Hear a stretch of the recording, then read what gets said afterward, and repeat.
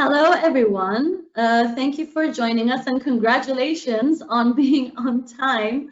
We're going to give it a few more minutes just to see if people realize what time it is and they decide to join us early on. If not, we're gonna go ahead and get started. So I can see that a few people have also started signing in just now. So it is technically 3:01. So I mean we're still in Cyprus, despite the whole social distancing, being online thing. It is still Cyprus, so the heat is up there. I'm going to give it a few more minutes just to see if we can get those numbers coming in, and also from our panel. Here we go. And Michalis has joined us as well. Our team is all good and ready to go. Everything okay? Everyone comfy in their seats? Is our sound and video coming along okay? Is it all good? This is for the panelists, obviously. Can you hear me? Yeah? Yes, I can hear you perfectly, very clear. So I'm sure some of the participants are wondering how this may go ahead. So basically, this is for the participants. Your microphones and video will be on mute at all times. This is due to the number of participants we are expecting, and I can see the numbers of participants slowly but surely increasing. And the system, I don't think, would be able to support that many videos and microphones at the same time. So don't worry if your microphone isn't working, if your video isn't on, that's because you're meant to see only us and our presentations. So it also eliminates a lot of the distractions that are going on. So I'm gonna give it just one more minute and I'm gonna start at 3:03. So lucky number 3 will get going in a bit. I do have a few seconds to say welcome to everybody. We hope to have a very good session. Yanis, is this your first online webinar that you're part of? Yes, this is a great day for me. It's a great day for me. First for everything. Michalis, how about you? I'm sure you've done a few of these over the lockdown. Yes, I must confess that it's not my first. But you're not getting sick of this, right? I mean, you could continue doing this for a while. It's so productive. You don't have to spend time to go around and to find your way to other areas. So I'm quite happy to have such a webinar. I know Yannis was saying earlier that he thinks that this is going to catch on. The whole webinar thing is going to catch on because of the lack of time spent on transportation. And I think that also had a lot to do with the air quality getting a lot better as well. Less cars in the streets. Yes. So, okay, it's 3:04. So I'm going to go ahead and start off with our first introductory presentation. And I guess if people come in, then you'll just catch on, I'm sure. Nothing new about the introductions. You know how this starts off. So once again, welcome to everyone, and those of you who've just joined in. Welcome to the introductory workshop of the Go Social project. And my name is Aycan Garip. I am the project coordinator for Go Social, and I will be facilitating the workshop over the next few days. So let's just go ahead and start off with some ground rules. So at the moment I have 2 laptops and 2 screens up and running, so I feel a bit like I'm piloting a plane. I've never been more focused and more in charge of more than one piece of electronic equipment at the same time. So welcome on board Flight SE101, and that's my air hostess voice. Just to remind you that this workshop is being recorded, and we are going to be uploading this onto our website so that you can refer to it at a later date. We would like to make sure that you're on time for tomorrow and obviously the other days. It's not easy being connected to headphones and sitting in front of a screen for 3 hours, so we would like to get there on time and get everything done, and make sure that you get the information and the knowledge that we hope to transfer to you. So please be on time and make sure that you have everything with you. Like if you're going to need a notebook, or you know you're going to have you're going to need some water, just make sure you have everything within your reach to reduce the amount of times you have to leave your computer. If you do at any point need to use the facilities, then we ask that you do so in the quickest manner possible, and then come back in, take your seat, and fasten your seat belts so that we have your full attention. Which brings us to our next point. We hope that even though a lot of people like to believe that they can multitask, we ask that you refrain from doing that for the workshop. It's going to go by really fast. As I said, it's online, and with the slightest distraction, you could lose track of like a few minutes of that, and you could miss something really important. We will also be having some interactive moments with polls and questions that we're going to ask you on screen. So it's really important that you're there and that we have your full attention. So please refrain from in-flight entertainment. In your drop-down menu on the side, you're going to see that you have handouts. So at the moment, you should see an agenda and day one handouts. There you can follow the flow of activities and presentations that's going to be happening throughout the entire workshop. So for all 4 days, that's where the plan is. And we're all going to try and stick to it, we promise. And then on day one handouts, you can find all the handouts from the presentations that are going to be happening today from day one. And when you come back tomorrow, you will have the handouts for day 2 and vice versa. So let me get back to my presentation. Right, so on the same sidebar, you're going to see that there's a question section. Now that's like it's a text box, and you can ask us questions from there, and they will go to my co-pilot, my technical coordinator, Dimitra, and any questions that you have throughout the presentations. Hi, Dimitra. She will get the questions. And then on the agenda, you will see a designated Q&A section. And we will then direct those questions to our experts, and they're going to do their best to answer them within the designated time. If, however, there isn't any time to answer the questions, or you get a question that you want to ask at a later time, then we will be doing a frequently asked questions document, which we will then also share with you and upload onto our website. And I know a lot of people have been asking me this question. Yes, there is going to be a certificate of participation, and we hope to do this in person, but if not, we will find a way of doing that as well and make sure you receive that. So what is Go Social? Now, if this is the first time you're joining one of our activities, I would like to talk a little bit about who we are and what we do and how we got started. So Go Social is a bicommunal project, and Kyriaki and Dimitra are part of our partners in the south, and they're from ACTI, Project and Research Center. I myself am from the Famagusta Walled City Association in the north, and Sherife, who you do not see on your screen, is from Makamer, which is a Famagusta Women's Center Association. She will be mentoring later when we get to group work, so you'll get a chance to meet her then. So our project is funded by the European Union, and we would like to take a moment to acknowledge that this project and this workshop would not be possible without the financing of the European Union. They have been supporting us on every step of the way, especially since the COVID-19 lockdown situation happened. We were supposed to have this workshop in person, but thanks to the European Union Program Support Group, they were quickly on board with us. They helped us manage a few glitches, and now we're here online. So thanks again to the European Union for making that happen and making sure that you're still up there and learning. See, like social distancing can be informative and it can be fun, and we're gonna hope to make that happen.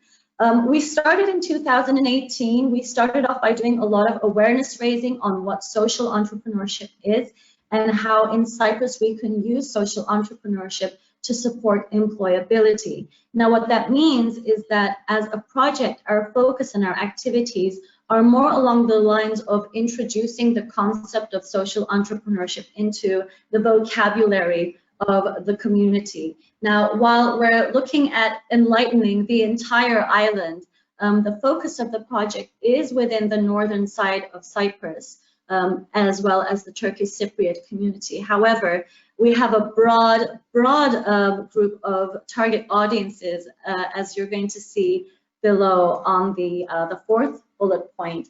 But one thing that I believe they have in common across these demographics is that, you know, generally they struggle to be employed by people. And the beauty of social entrepreneurship and what it offers is that you don't necessarily have to have had a degree to do it. You know, an unemployed woman who's never ever had a job in their life, but who has a certain set of very unique skills, still is able to go into the area of social entrepreneurship. And it's not just a matter of creating your own work or being your own boss, but at the same time, what social entrepreneurship can do is also provide jobs for a lot of other similar demographics. So that's what we mean by supporting employability. So today, as we said, is day one of our introductory workshop, and tomorrow will be the second day, which will conclude the introductory workshop, where we're going to be talking about some of the key and basic skills and knowledge that goes into being self-employed, introducing the concept of social entrepreneurship and its business model, as well as giving you some successful examples both locally and from some of the EU states.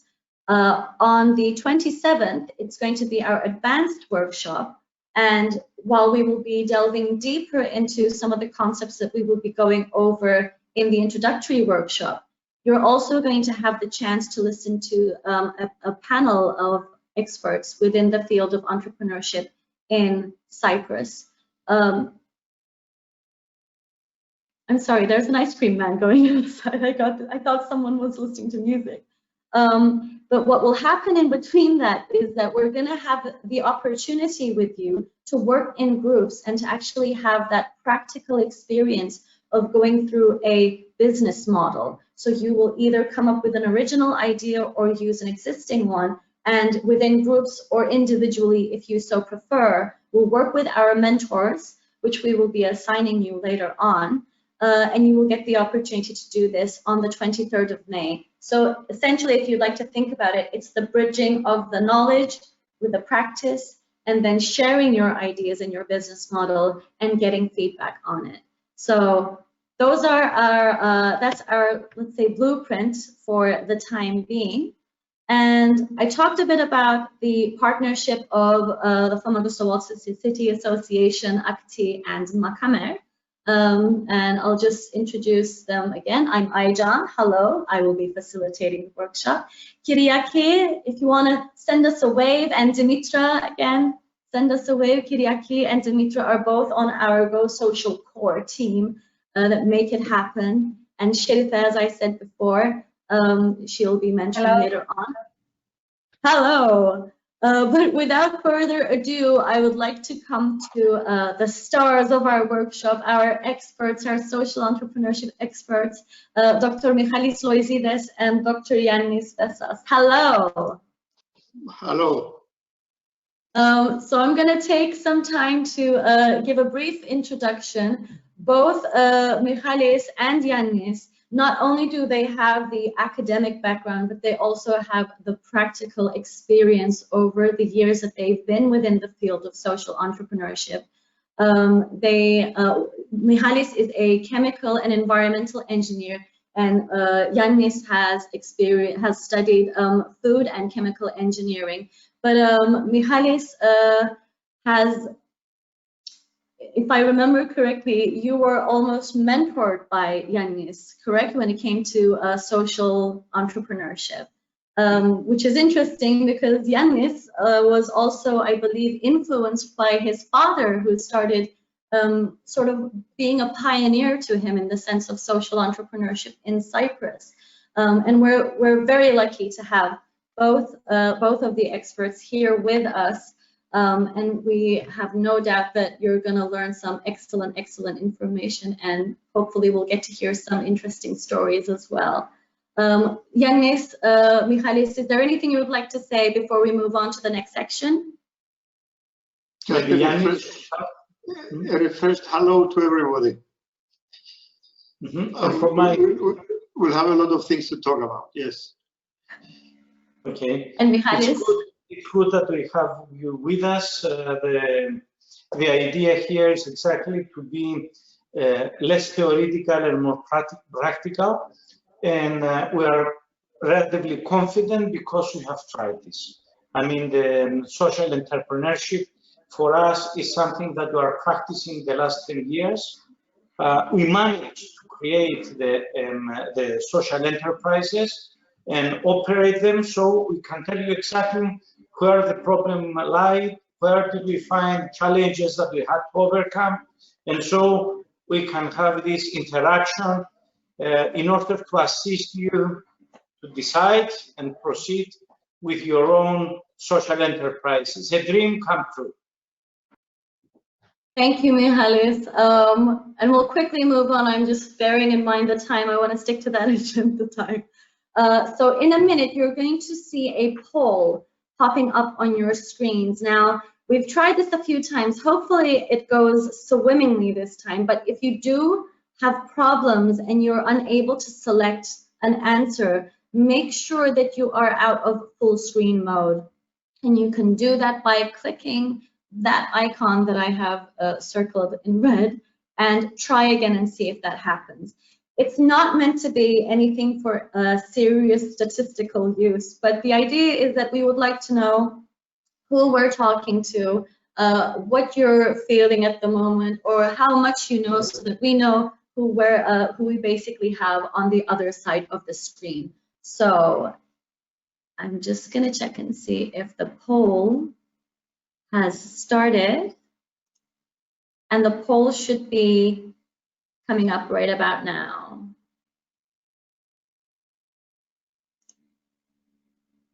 Okay, so what are your expectations from this workshop? Now, again, you don't have to take a lot of time to think about this, just whatever is your instinct, your initial instinct, and whichever one you're drawn to, just give it a click. This should take no more than a minute or two. So it's just the idea of, have you heard of social entrepreneurship before? Have you maybe done some research on it yourself, or maybe you've attended one of our info days in the past, or due to your studies, perhaps you come across the term social entrepreneurship, or maybe from our Facebook pages. So just go ahead and start clicking away, and we should be getting our answers shortly.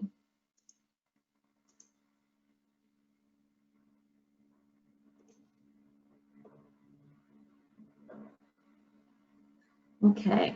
63 have voted, 70% have voted. I will give it one more second and then I will show the poll. Thank you, Dimitra. Okay. And if you're not really sure, there's the excellent option of, I'm really here out of curiosity.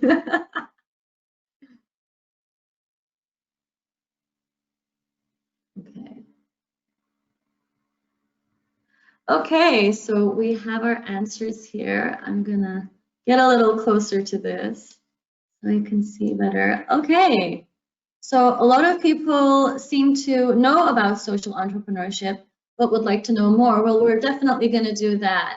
Okay, I can see that there's a good amount of people who don't know what it is, and hopefully we're gonna rectify that as well, and maybe we will then push you into the group of, you wanna do more. And essentially, okay, so everyone seems to be here for learning more. I have an idea. I'm sorry, it's just a little small on the screen.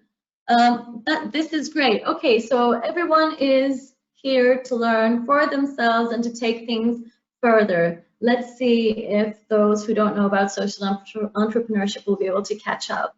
So I won't keep you waiting any longer then. A lot of eager people wanting to learn. So with that, I'm going to hand the floor or the screen. I'm going to hand the screen over to Yannis, who's going to tell us a bit about self-employment, give us an overview of entrepreneurship and what it means to be self-employed and some of the challenges that you may be facing. So over to you, Yannis. Thank you. Thank you, Aida. Thank you. Well, I'll be making an introduction to self-employment and entrepreneurship. This material is quite well researched all over the world, and quite a few conclusions have come out by observations of people who are actually dare to go into self-employment. Remember that people who employ themselves also wish to grow their enterprises, and they become employers of other people. Therefore, there is a multiplying effect, and helping those who are ready to start something, we're actually helping the whole of society, because they can find outlets for their ideas, for their self-preservation, but they don't dare to start first. Once they see others that have started and have succeeded, they will maybe dare to implement some of their own ideas. So we'll go on.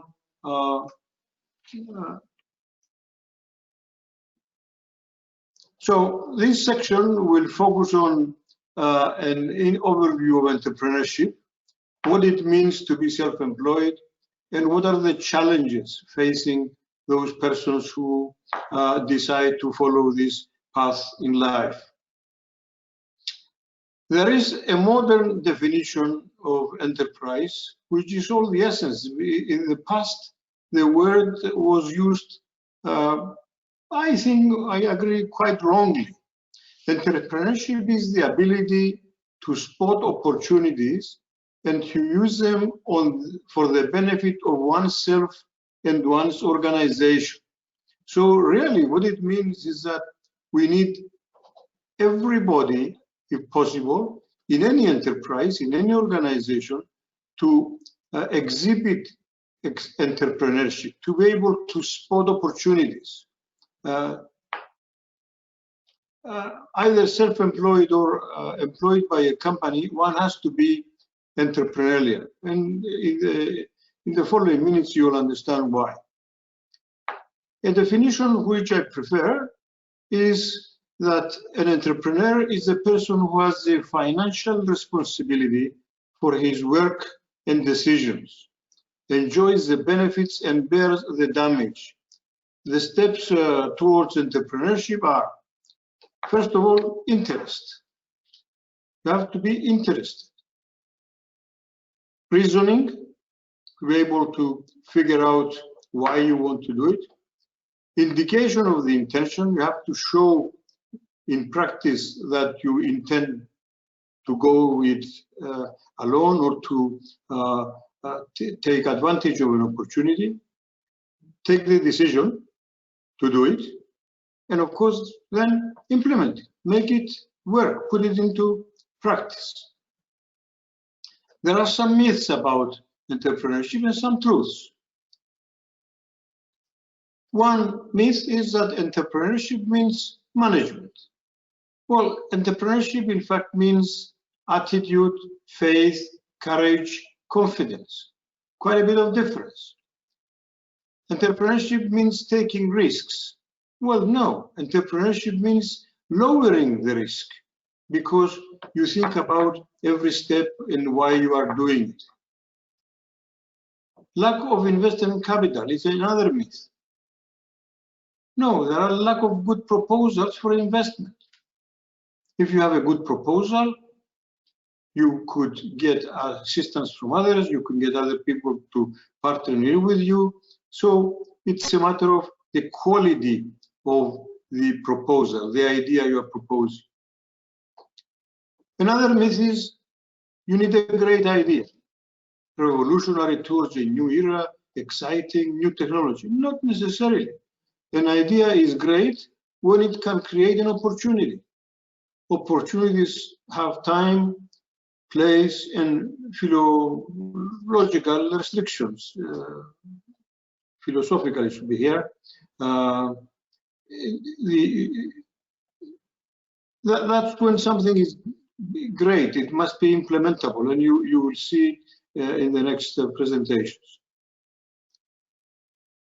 Another myth is the exclusivity of the inventor, that somebody who has a unique idea, it's absolutely his own, and he has exclusivity. But you will see that much more than the idea is needed for something to be made and maintained with financial success. You'll see later on when we show the iceberg effect that the idea, in fact, is only the tip of the iceberg. Not only what shows above the water, it's just the tip of that that shows above the water. A lot more is below the water. It's invisible, and the entrepreneur has to be aware and ready to handle the difficulties. If you look at some past statistics, you'll see that countries, take the first three ones, Greece, Italy, Portugal, which faced a financial crisis sometime a few years ago, they showed large percentages of self-employment. People started up their own businesses because they needed to survive, and the pressure in these three, plus Spain, I forgot that, fourth country, it's because they are facing a financial crisis. Other countries with more organized economies, larger industries, did not face the problem in such severity. Therefore, fewer people in the same time chose to go to become self-employed. Now, another thing that needs to be addressed from the start is that large enterprises, in larger enterprises, there are a lot of people for the same role. In small enterprises, there are a lot of roles for the same person, and you need to stop a little and think about this, because the list of tasks that, to be done in any business is not endless.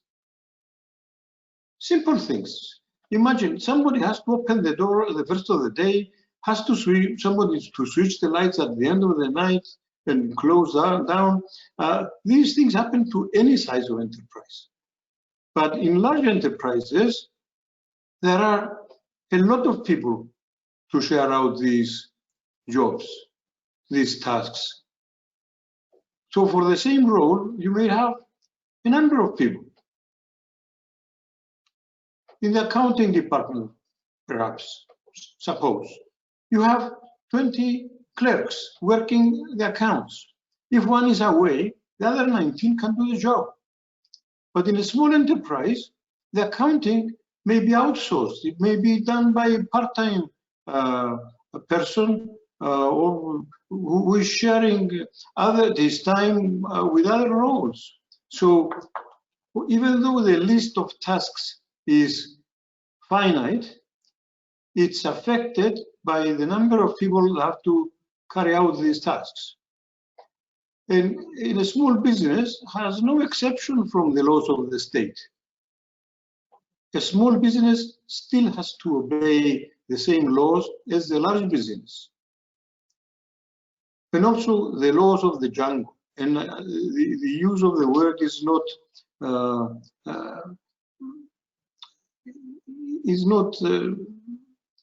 just to say by luck. Out there, the market is a jungle. There is a lot of competition. People will start to copy. If they like your idea, they will imitate. Therefore, those who feel stronger will try to hit and attack those who feel they believe are less strong, so that they don't let them grow. So one has to be alert. The problem with small business is the effort needed for the different roles to be played by at the same time.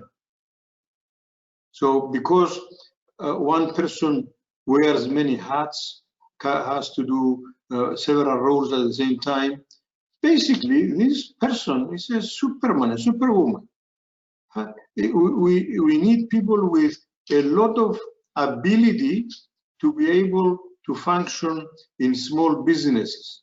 And unfortunately, this is not happening very much in practice, because the large enterprises with their strong financial background have the ability to attract good talent, and those who stay behind by choice to do their own business, they are rare people. So we need to help them so that when they succeed, they can help others.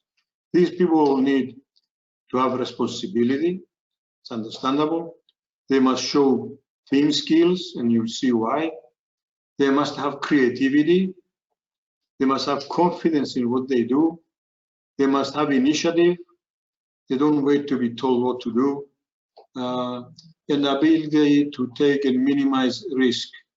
It takes a special kind of personality to be able to take the risk, recognize it, take it, and of course, minimize it. So how does one begin? Well, it's not a joke, but keep always with you handy pencil and paper. Ideas come at all times, anywhere, anytime. So have a way of recording them, either on a recorder or just a keyword on a piece of paper. And when you take that memo later on and elaborate it, it will all come back to you and start formulating the idea. Observe and listen carefully. Never take anything for granted. So wherever you go, people will talk, will socialize, will joke, will act. So observe their behavior and listen to what they are saying. Maybe they're talking about a problem, but that problem could be an opportunity for you. Increase the number of your contacts. Get out, meet people, young and old. Increase your intake of stimuli. And this is something we've tried, I've tried personally, over many, many years. I increase the amount of information that comes my way. I'm also chasing information, but I do not close the doors. Let things come to you, and if you like them, note them down. If you don't like them, discard them. But at least you didn't close the door.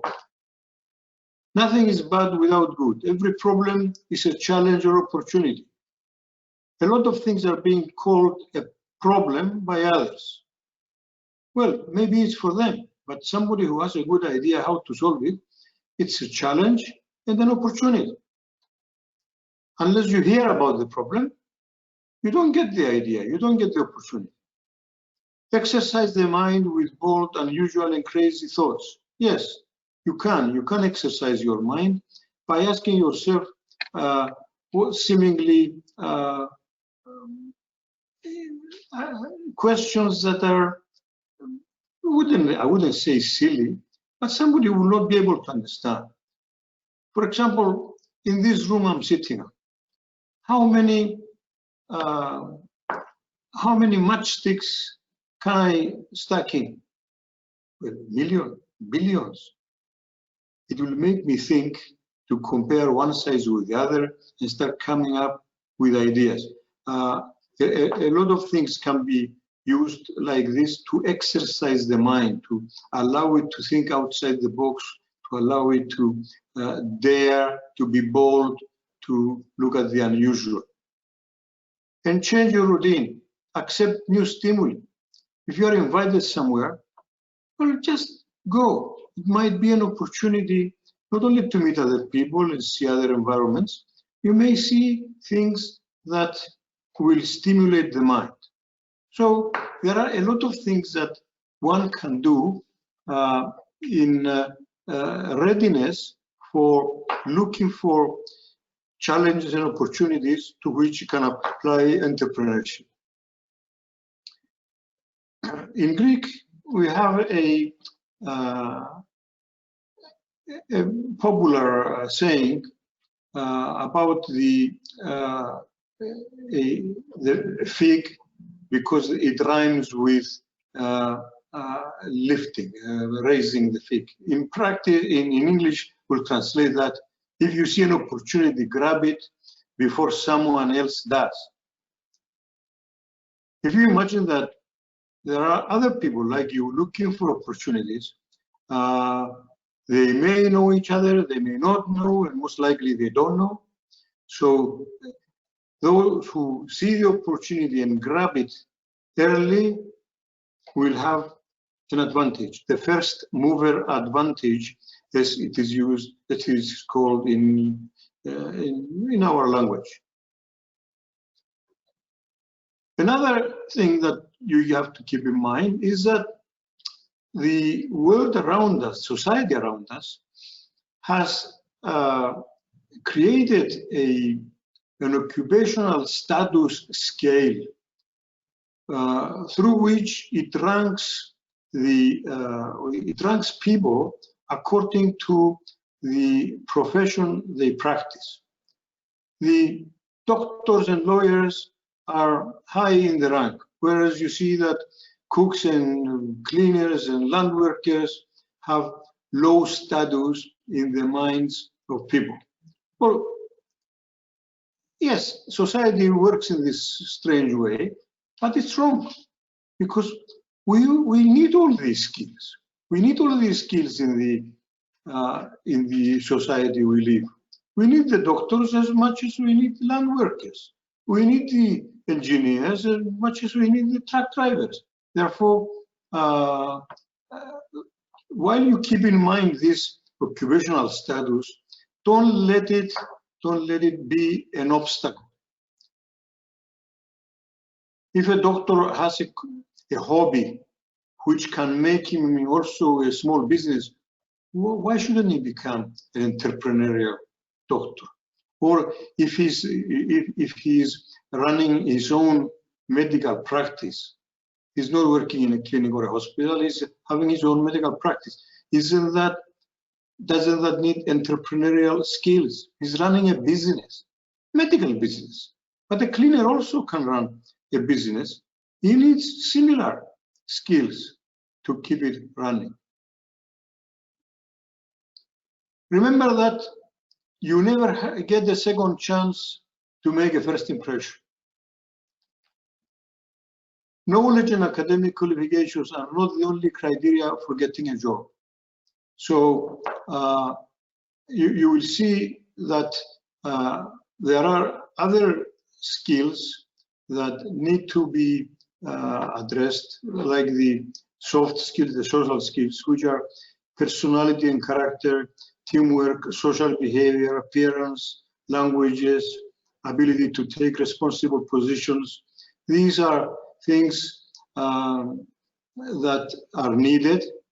They are not usually taught at school, and it's not a matter of either having them or not having them. You can also cultivate these abilities.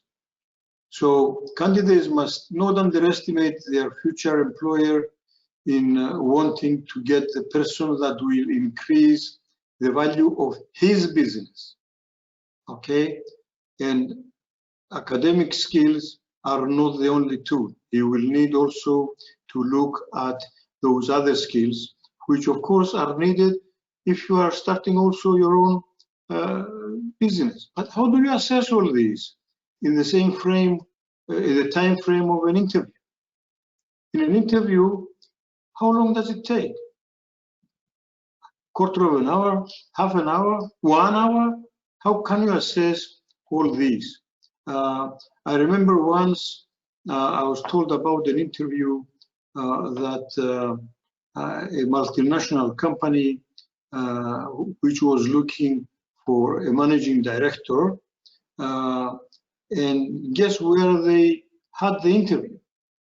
They spent a whole weekend at the golf course, and they interviewed him and his wife at the same time while socializing, because they knew that to be able to function as a managing director, he will do it most of the time outside of his office in social gatherings where his wife will be accompanying. So you will see that there are a lot of things that need to be taken into consideration by anyone who is either looking for a job in an existing enterprise or a new enterprise, or is starting his own.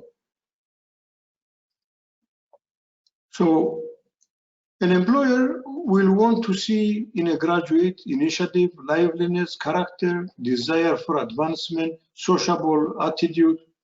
Now, a person who has these characteristics, don't you think is also a person that could start easily and successfully a business if he dare take the initiative, take the, shall I call it, risk, take the decision to apply these skills which are valuable to an employer, and an employer, once he employs such a person, will want to keep him or keep her. He isn't going to employ them, select them and employ them and let them go. So this interaction between employer and employee is important, and any one of you who will start an enterprise, and a social enterprise, will be using other people as associates, as assistants. And these people must have qualities, and these people must be rewarded for these qualities, eventually maybe becoming part of the idea you created and the opportunity you are giving them.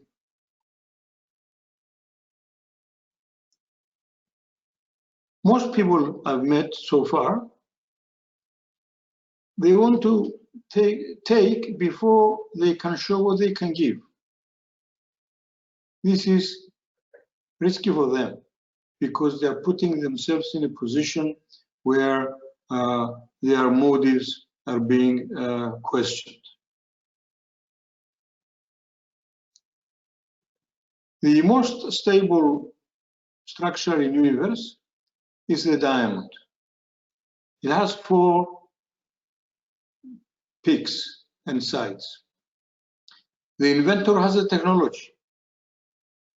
The investor has the money. The manager makes things happen. The market maker brings in the income, and all 3 or all 4 are needed. If they are not there, the structure will collapse. They have to be there, either in the same person, which is extremely, extremely rare, or they have to be brought in by skillful team working. The inventor, who usually does not understand management, economics, and marketing. The investor, who usually does not understand technology, marketing, and most probably management. The market maker, who usually does not understand new technology, economics, or management.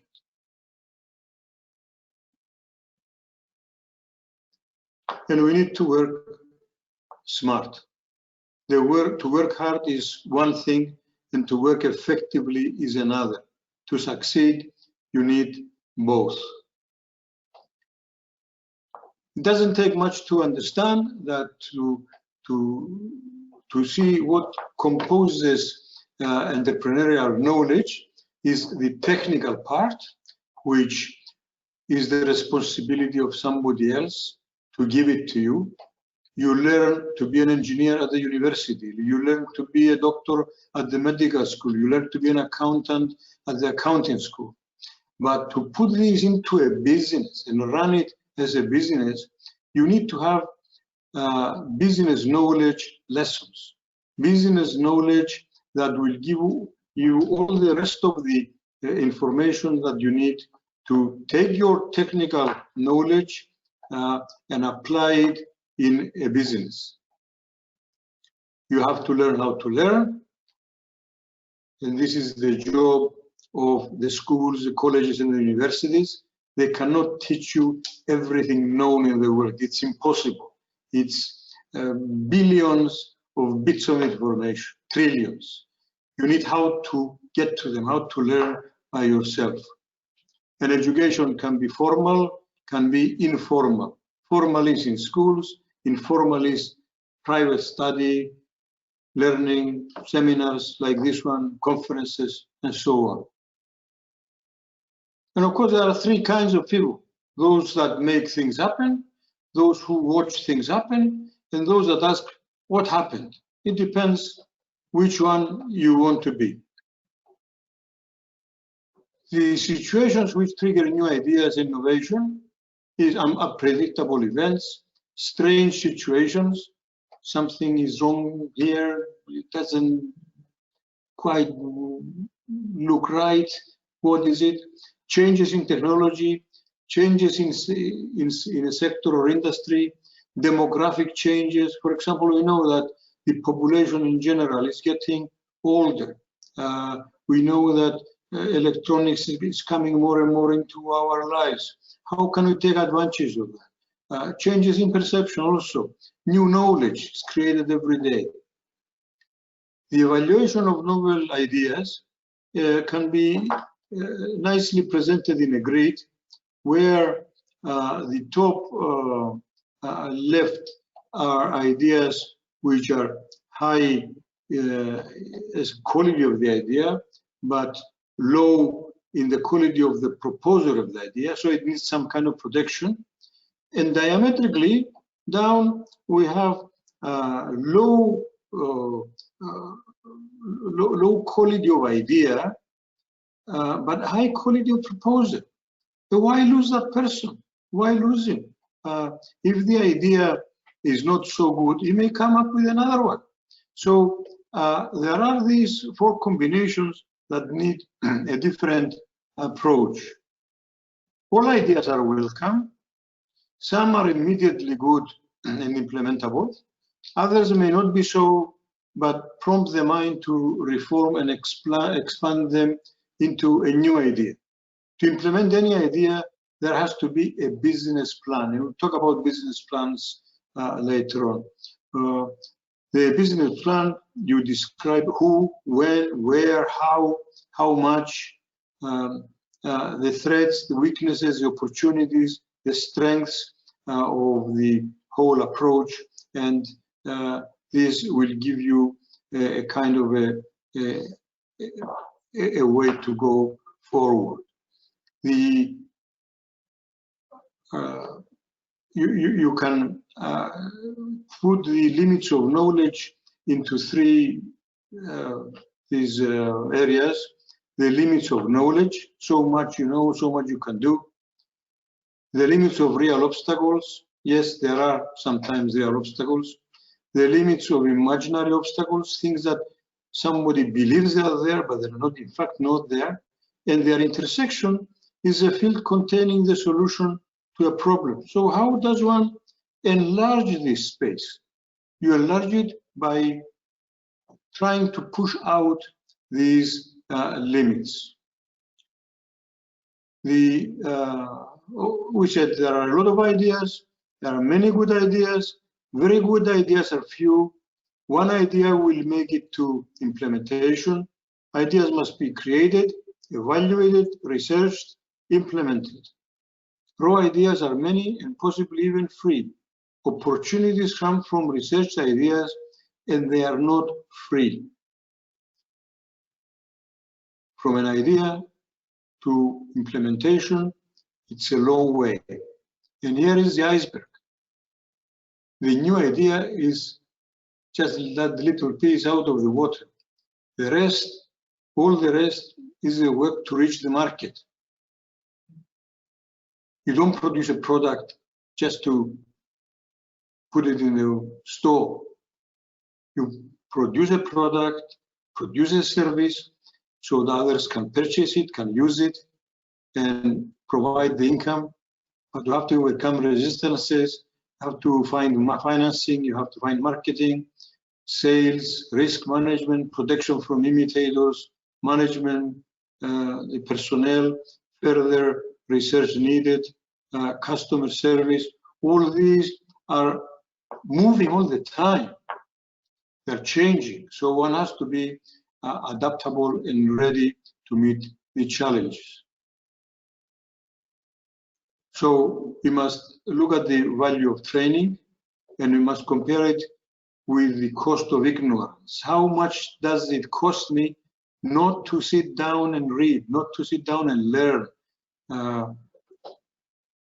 It's not the cost of a seminar in Europe. It's the cost of not knowing what I would have learned by attending the seminar. And it needs effort, persistence, patience, practice. An idea is only as good as its execution. Okay, you all know the story of the mouse that wanted to learn where the cat was by tying a bell on the neck of the cat. Yeah, who's going to do it? So I finished my first presentation.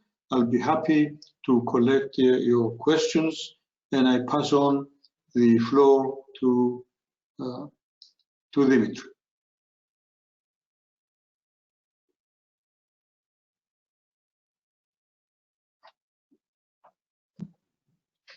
Hi.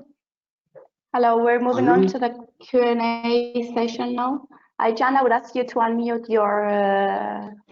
I'm unmuted. I'm just not talking because you were. Thank you, Yannis, for that presentation. So basically, people, participants listening, some of the things that Yannis said, I've come across these things over and over again.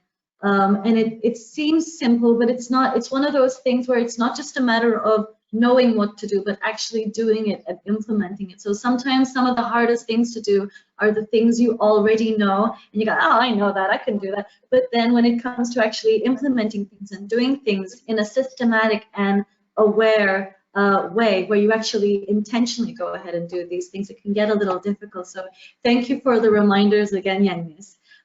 So any questions that you have at the moment, in your questions text box, you should be able to type in any questions that you have. And although we went a little, we're running 5 minutes sort of behind, but we're actually okay.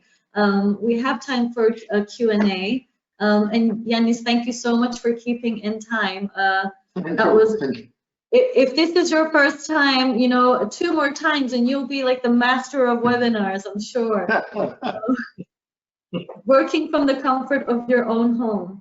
So any questions at all that you have, and please don't think that, you know, oh, this is a silly question.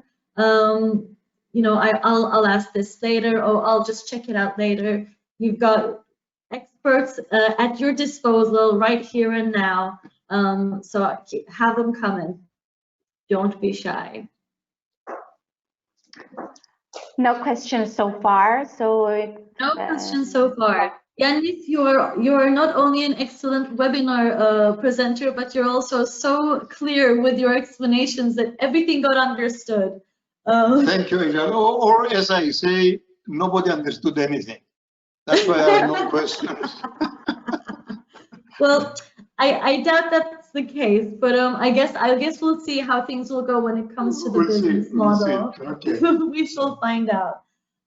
So with that in mind, we can go ahead and continue on to our next presentation. And no pressure, Kyriaki, but we might just get back onto our tracks. It's okay. It's okay to take your time at the beginning to get into the flow of things. And I hope you're all still with us there. at your screens. So next we have Kyriaki from Akti, who will be, hi Kyriaki. Good afternoon, I'm Kyriaki Dimitriou. On behalf of ACTI Project and Research Center, the non-for-profit organization participating in Go Social, I would like to welcome you in this webinar workshop. Once again, thank you for joining. Hope you are all with us. Thank you, Yanis, for the very informative, educational first part. Social entrepreneurship has two dimensions: is the social part, the social value, the social impact, and of course the entrepreneurship part. So we believe that was very important to start with an introduction to self-employment and entrepreneurship. I will be presenting the basics in social economy and social entrepreneurship. And my colleague, Dr. Mikhail Loizidis, will continue with circular economy, industrial symbiosis, and the challenges of social enterprises. The main targets of this short session we will have is to get familiar with social economy terminology and also introduce social entrepreneurship's main principles and characteristics as understood mainly in Europe. So, social economy. During the last decades, the globalization, the shrinking of the welfare system, the economic crisis, the austerity measures imposed by the countries geared interest in more inclusive economic systems, in alternative ways of doing business. It was an effort to cover the gap and challenges created by state shortcoming in dealing with the welfare issues, but also the environmental challenges. So new entrepreneurial initiatives developed, focusing on making social impact rather than financial profit. There are other ways of referring to social economy, like the third sector, the solidarity economy, the NGO sector, the non-for-profit economy. Not all these mean the same, they don't have the exact same meaning. Nevertheless, they fall under social economy, and it's rather difficult to agree on a specific definition of social economy. But we can agree that especially in Europe, it is clearly and widely accepted that social economy puts social objective over capital. It is an economy for the people and for the planet.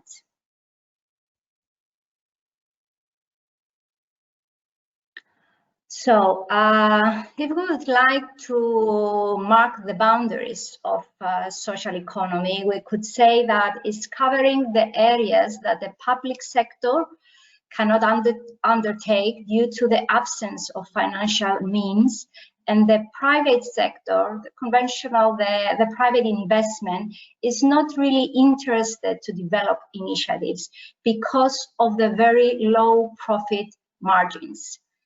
Consequently, social entrepreneurship was developed in areas that are not covered by the other two sectors. In Europe, social entrepreneurship initiatives were created in response to economic crisis, to refugee crisis, the rise of unemployment, social problems, environmental challenges, and recently within the COVID-19 pandemic. So, what is a social enterprise? It's an enterprise with a purpose. On the one hand, we have the social environmental impact, and on the other hand, the entrepreneurship, the commercial part. So a social enterprise is using commercial methods and is financially self-sustained. They are purpose-driven organizations that trade in the market to deliver social and environmental impact. Now, if I may allow, I will use this one, the laser pointer. So, how things start?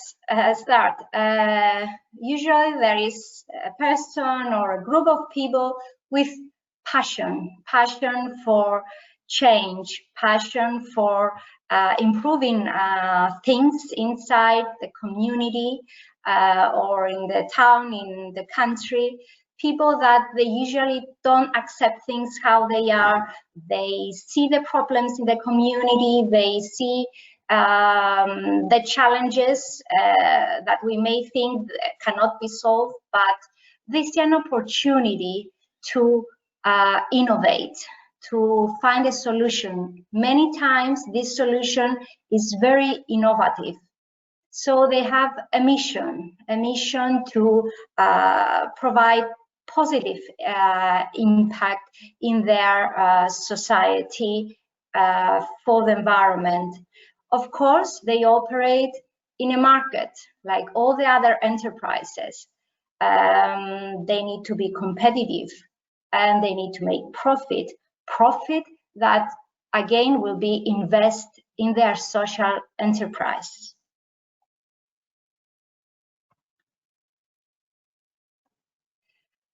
Now, in Europe and the world, there are many different kinds of social enterprises. Let's start with the ones that we don't consider as social enterprises. Charity organizations with fundraising and grant income are not considered social enterprises. Socially responsible business with a charitable spend, business that do good basically, are not social enterprises. And of course, commercial enterprises as we know them are not considered to be social enterprises. Social enterprises can be charity with on-mission contract income, community benefit enterprises, social purpose businesses.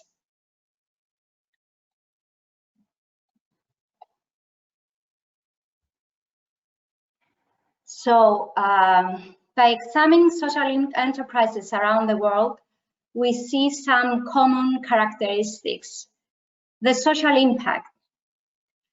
A social enterprise is an operator in the social economy whose main objective is to have social impact rather than make a profit for their owners or shareholders. Many times we see innovation. It operates by providing goods and services for the market in an entrepreneurial and innovative fashion and uses its profits primarily to achieve social objectives. The other characteristic is the good governance. It is managed in an open and responsible manner, and in particular involves employees, consumers, stakeholders affected by its commercial activities. They have paid employees and many times volunteers that support their cause, their social mission. Private and public partnership. Many times the support of the public sector is very important in operating the social enterprise. They produce goods or provide services that promote social value, environmental protection, integration of people with disabilities in workforce, caring for the elders, community developments, all these are considered social values. They place less emphasis on profitability and focus on social efficiency. Now, the EU supports the development of social enterprise in Europe, values their contribution in dealing with social issues and environmental issues. So in 2011, they launched the Social Business Initiative, which actually provided a definition of what is a social enterprise, but also boosted the development of these enterprises in the European Union. So according to the definition included in this social business initiative, you will see the link below if you want to read it. Organizations must meet the following minimum a priori conditions. The organization must engage in economic activity, continuous activity of production and or exchange of goods and or services. It must pursue an explicit and primary social aim. A social aim is the one that benefits the society. It must have limits on distribution of profits and or assets. So the social aim comes over profit making. It must be independent from the state and other traditional profit organizations. It must have inclusive governance characterized by participatory, democratic decision-making processes.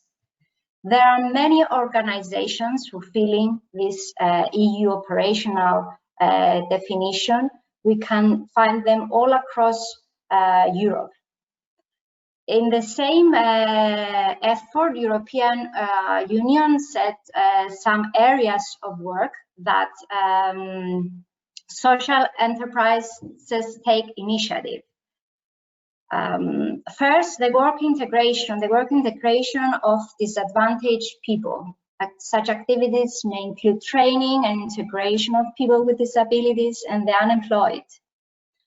The second area is the personal social services, well-being, medical care, professional training, education, health services, childcare, elderly care, aid for disadvantaged people.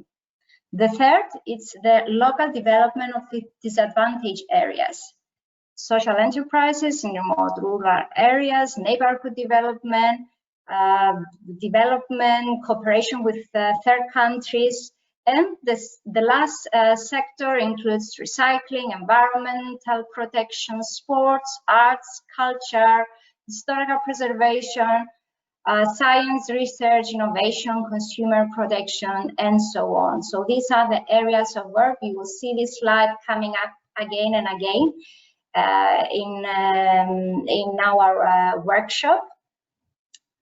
So we will discuss more on this later. Sorry. Some useful links to start exploring social entrepreneurship. You can follow European Commission. They have a specific section called Social Enterprises. Here is the link.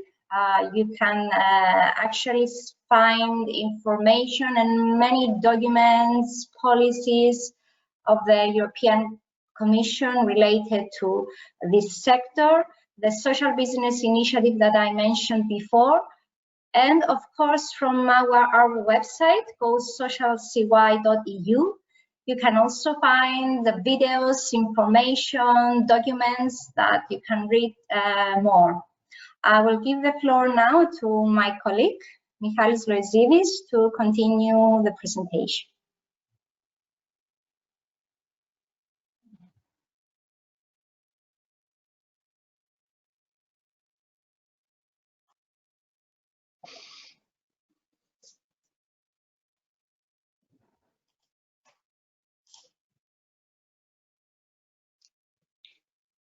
Okay, want to welcome you again. Just give me 1 minute to show the,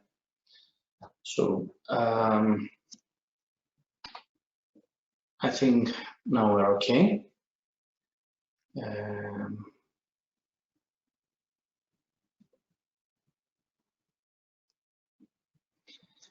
If I may continue from here, thank you very much, Kiregi. It was a great presentation. I believe that it showed exactly what is the framework of the social enterprise. Now, I want to go back and remind you a few very specific things. A few years ago, we used to say that sustainable development were actually 3 pillars. One pillar was the social, the economic, the environmental pillar, the 3 pillars of sustainable development. We are all nagging dear God, nobody was understood what exactly those 3 pillars were. So we really pushed the United Nations to proceed and specify what do they mean. And the United Nations came back with a very good idea of 17 goals, the Sustainable Development Goals. We all should bear in mind. All our life is actually around the accomplishment of those 17 goals.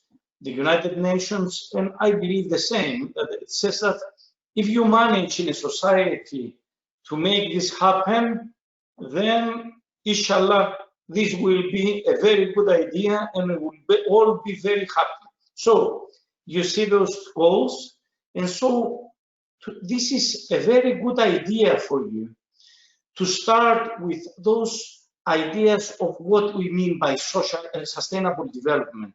We all feel very an agony when we see poverty around us. No poverty, zero hunger, and all those 17 goals are really a good idea for new ideas. I will just give you an example. We are talking about no poverty, we are talking about zero hunger. And I will give you an example of zero hunger. I remember that I was working with hotels in Paphos, and I saw that almost 10% of the food that they were creating, they were actually cooking for each lunch and dinner, it was spoiled. And I said, why don't you recycle? I mean, give it the next day. And they said, no, it's prohibited.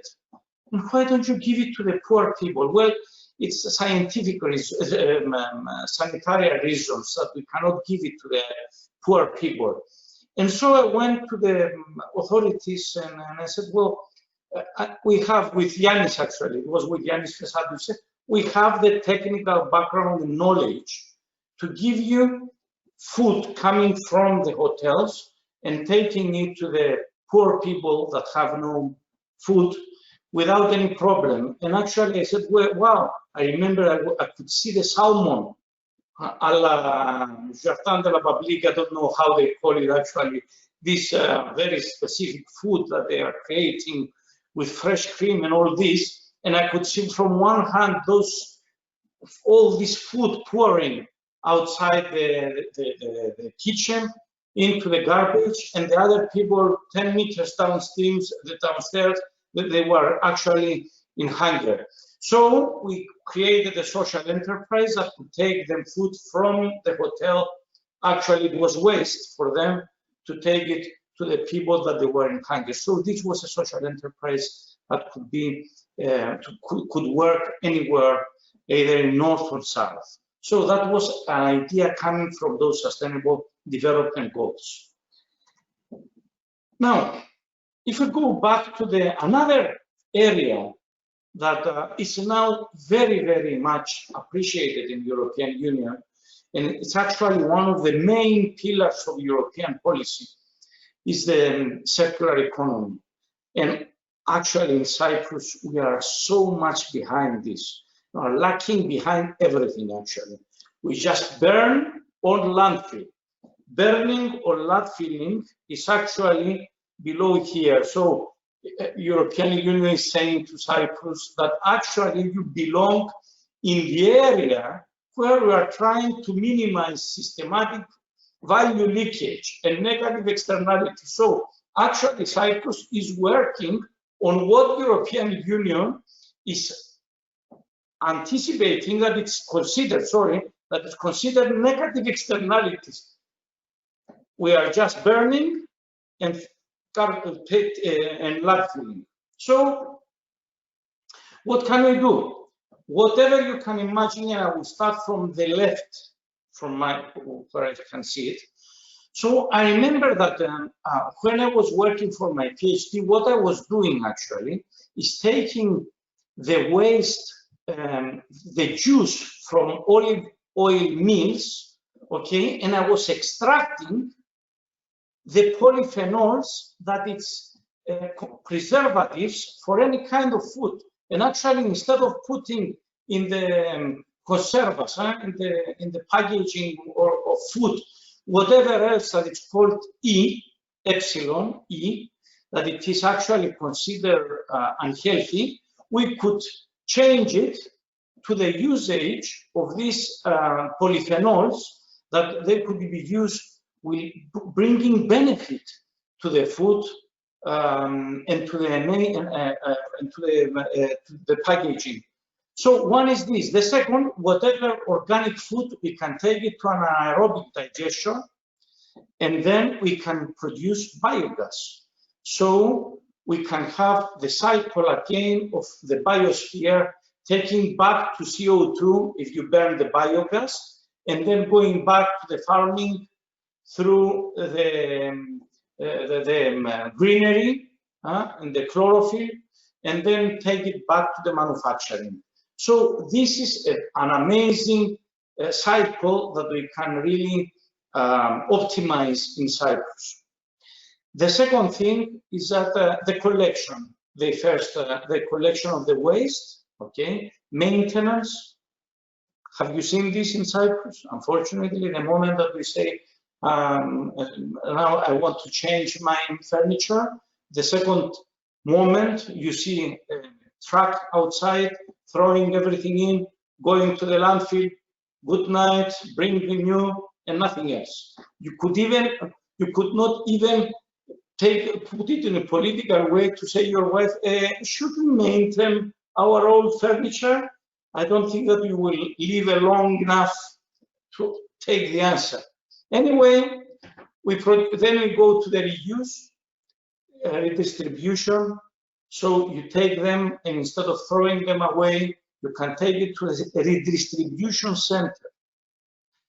Just by naming this, the municipality of Nicosia told me, Michael, can we do a market, a flea market, that we will take all those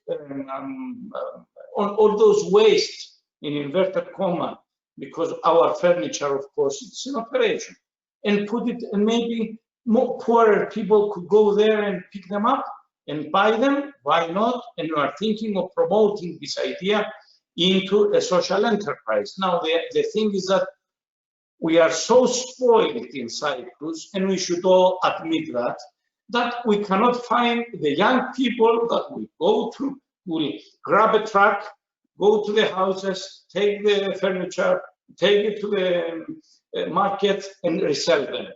So they all believe that just by having our cravats and our, our salary each month, every month, then we are more happy than doing something like that.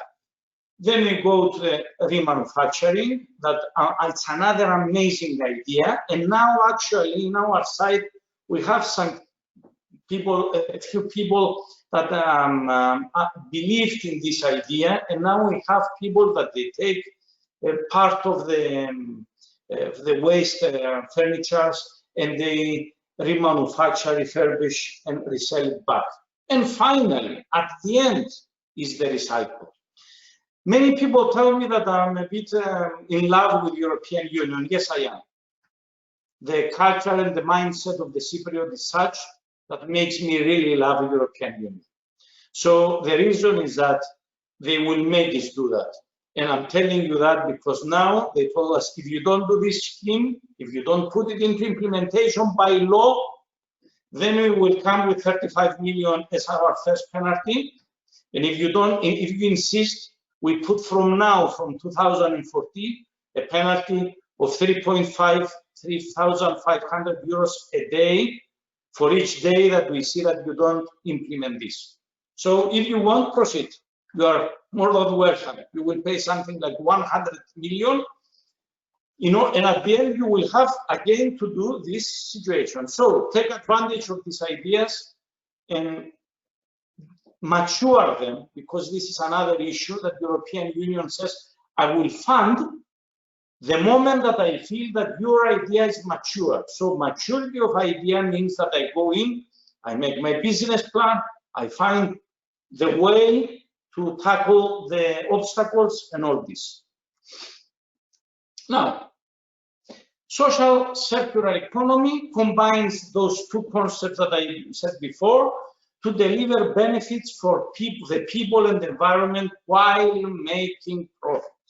So don't let anyone tell you that social economy, social enterprises means that there are no profit. There's no profit. It could have tremendous amount of money, excess money. However, it's the way that you manage this profit that makes things different, differentiate the usual enterprises from the social enterprises. Now, if I may proceed with examples, one of the examples you can see it here. It comes from Ireland. I just took one from up abroad and one from Cyprus.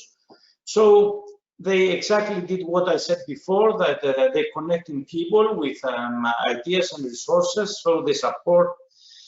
It's an enterprise actually who takes the unwanted material. You give them a call. Please come to my house. I have this furniture. I have this TV that I want to change. It's an old TV. So they come from your house, take the products, and all profits from reselling them it goes back to the society through this social enterprise. So you can see the links that you can check it out. And then is one new, brand new. It didn't happen yet.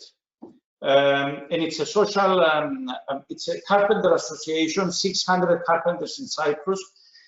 The authorities went and they said, okay, you don't want to recycle, you want just to throw your garbages, wood garbages, you don't have any problem. 100 euros per ton. Now the carpenters sat down and they said, well, we have 10,000 tons multiplied by 100. That means that just for throwing the garbages, we will have to give 1 million euros a year, while with this €1,000 can make with this 1 million euros, we can make form an alliance, create a social enterprise, give new give places to unemployed youth, and provide capacity building and skills to them.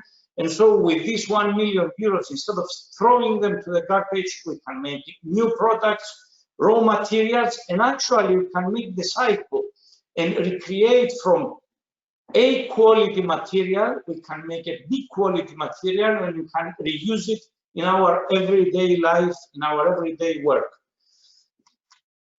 And let's go to the third part that I find it very important, and it is the third part, which is the industrial symbiosis. So you can use this idea, and I will give you an example that happened to Cyprus.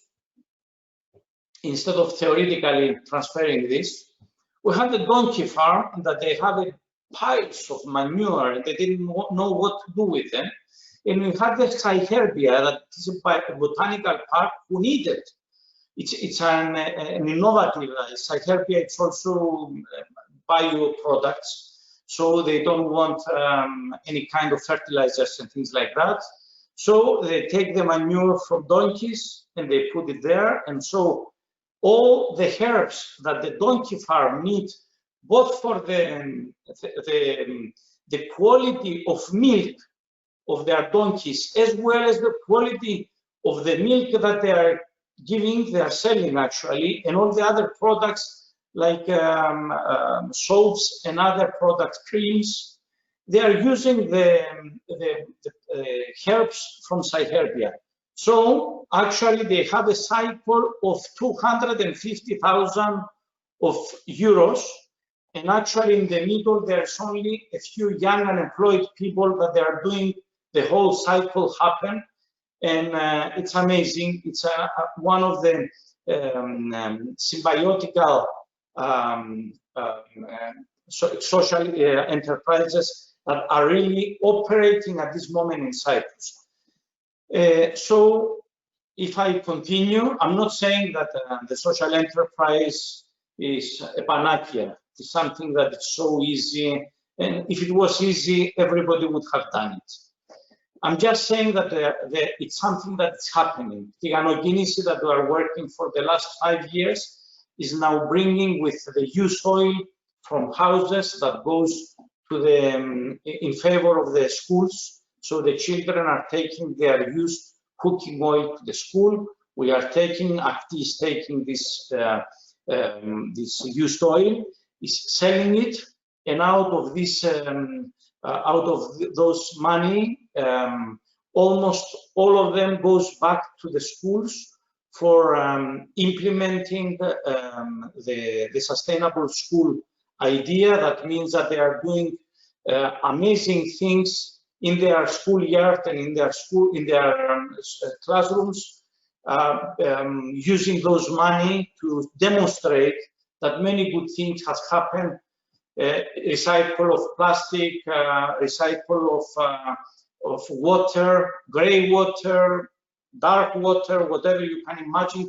Technologies are now pouring into the schools of South Cyprus based on the money that are given through this very interesting way. So coming back, I'm just saying, this is the conclusion. Main challenges of a social enterprise: poor understanding of the concept of social enterprise. You go, you say your idea, you want people to come pour in and to assist and to back you up, the mayor, the authorities, and then they tell you, oh, this is something, and they don't, actually they don't understand. That's why they are using, oh, who's caring about this? Low profit margin, that's true, that's true. You are not taking money to make huge profit. You usually use this profit to take it back to the society. The absence of a common mechanism for measuring impact. Well, if I say I make a profit, they will tell me, you spent $500,000 and you have a profit of $500,000. So it's very easy to usual enterprises to show and measure the impact and the outcome of their effort. But how do you measure the impact to the poor people? How do you measure the impact to the society? This is something that all Europe is now trying to make tools to measure impact. We are very close to have tools to measure, but not at this moment yet. So this absence of common mechanism is something that we have to take into consideration. The mission drift. Oh, this is an amazing thing. When we started having too much oil, 200 tons per year, 200,000 liters, then many people in the market came and they said, well, why do you have to give it back to the schools? Minimize the impact to the schools and come to us. We can make a new company and we can make real money. We're talking about millions. So many people can say, okay, I gave as much as I could, now I will drift into real business. And this is something that you have to keep in your mind. What was the first thing that you had? What was your enthusiasm about giving, about this challenge that you want to overcome, about this gap that the society had? So the mission drift is one of the major issues that at the end comes as an obstacle to the social enterprises, and actually is the reason that usually social enterprises end up having bad name. And lack of supporting legislative framework and funding opportunities. Again, European Union is coming with a European legislation that will make the European countries make them enforce the new legislative piece of funding opportunities. So it will make the banks give a percentage of the loans for the social enterprises. And also, if you end up with a product, a secondary product, like the one that I told you with the carpenters, then the secondary product will have bonus in each new market and based on the authorities. So it will give, they will give them the positive, let's say, point to any kind of terms or references in any new how do you say, new project. So if I proceed, I want to thank everybody for listening, and please put your questions.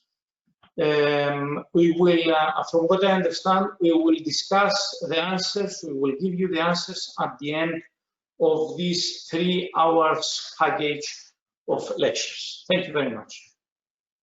Thank you very much, Michalis. And just to restate that, as you get questions, because it must be new, at least to some who are participating at the moment. So if you do have a question, just type it in to your question box on the side panel, and we will get to them. And like we said, if we don't get to them today, we will certainly be getting to them at a later date. Don't keep it to yourselves, people, because you never know who else might be thinking the same thing of, oh, I'm so happy that someone asked that. And, you know, if you don't, then no one gets to find out what the answer is. So we're going to quickly move on to another poll. And this time we want to find out, once again, this is the part where you get to interact with the poll, and we're going to need your input on this. And the poll should be coming up shortly now. So we want to find out what your field of work is. And if you're not in the work field at the moment, just basically tell us what your area of interest would be. You heard in Kyriaki's example in her presentation the 4 different types of work areas for social enterprises. So you have your work integration, personal social services, local development of disadvantaged areas, and then other. You may have heard, or you have heard, I'm hoping, Michalis talking about how things often not just get recycled, but they get reused, and they get included into this equation of industrial symbiosis before it gets discarded completely. So other could be things involving similar practices that have to do with reusing and keeping resources within that industrial equation at the same time. Again, we're not asking for you to spend hours and hours thinking about this. Just what's your initial intuitive, which one draws you, I guess? Which one speaks to you? Which one can you see yourself either starting a social enterprise in, or maybe contributing or discussing an idea that goes towards one of these fields of a social enterprise? So we'll give that a few more seconds. I'm just looking to see what how our progress is going. Okay, so just a few more clicks that we're waiting for. And if you happen to have left your computer and now you're back, we're doing a poll on just to find out about what your field of work is. Or maybe it could be your field of study. It might be that you're, studying engineering or accounting or business, and it's just that some of the ways that work is being done and jobs are being done at the moment doesn't necessarily speak to you, and you're looking to do something that is more socially and environmentally constructive. So I believe we have our results. Okay, so a lot of it, hey, there's nothing wrong with falling into the other category. So a lot of things happening there. We've got some work integration, that's great. Local development of disadvantaged areas. Okay, so we have interest across the board, with more of the focus being on the others. So this is going to help us when we're later on categorizing those who would want to stay on for Saturday and work in groups to devise the social enterprise idea. So we will keep tabs of who answered what. And it's not like an entirely definitive thing, but we will initially group you together so that you could get to talk about some of these ideas. Back at the beginning, Yannis talked about, exclusivity with certain ideas or grand ideas, but it's better to discuss things with like-minded people just to take it a little further and to improve upon the implementation of an idea. Okay, so quickly moving on to our presentations, we're now going back to Yannis, and we're going to find out about the characteristics of a successful entrepreneur within the context of social entrepreneurship. So hello, Yannis, once again. I lend the screen to you. Thank you very much. Thank you. I'm glad to be back. We can proceed now with the characteristics of a successful entrepreneur, and of course, with the focus on the social entrepreneur. And you'll see that there isn't very much difference. So we'll focus on identifying the qualities, the knowledge and skills necessary to become a successful entrepreneur. But if you add the word social, nothing much changes. It's just that you need to develop this special approach within the context of social entrepreneurship. So, as we mentioned in the previous presentation, what we are looking for in a potential entrepreneur is initiative, liveliness, character, desire for advancement, and sociable attitude. Of course, now within the context of applying it to social enterprise. The surest way of forecasting the future is to create it. It sounds like a cliche, of course, it is a cliche, but if you create put your dream into practice, essentially you are forecasting a future. You are putting your own dream into operation. We mentioned the previous presentation the definition of entrepreneurship, the modern definition, which is the ability to spot opportunities and to use them for the benefit of oneself or one's organization. So we need entrepreneurship and the attitude of entrepreneurship into everybody. The importance, what is the importance? The importance of entrepreneurship is that it contributes to the creation of jobs and to development. Entrepreneurship is a basic element of competitiveness. Entrepreneurship releases the potential in a person. And you can imagine in bringing to your mind the large enterprises, multinationals, you can small enterprises where you can identify the entrepreneurship applied by persons who will instill it into their groups, and the organization as a whole becomes entrepreneurial. Believe it or not, and I'm not ashamed to say that, even criminals show entrepreneurship.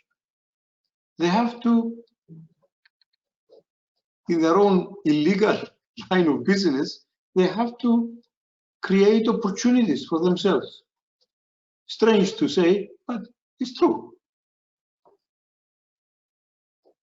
So creativity is the ability to create. How do we create? To take the visions, the dreams, and the hopes and turn them into reality. The process of creation concerns the transfer of ideas, plans, visions, dreams from the internal world of a person to the external world where the person and others experience life,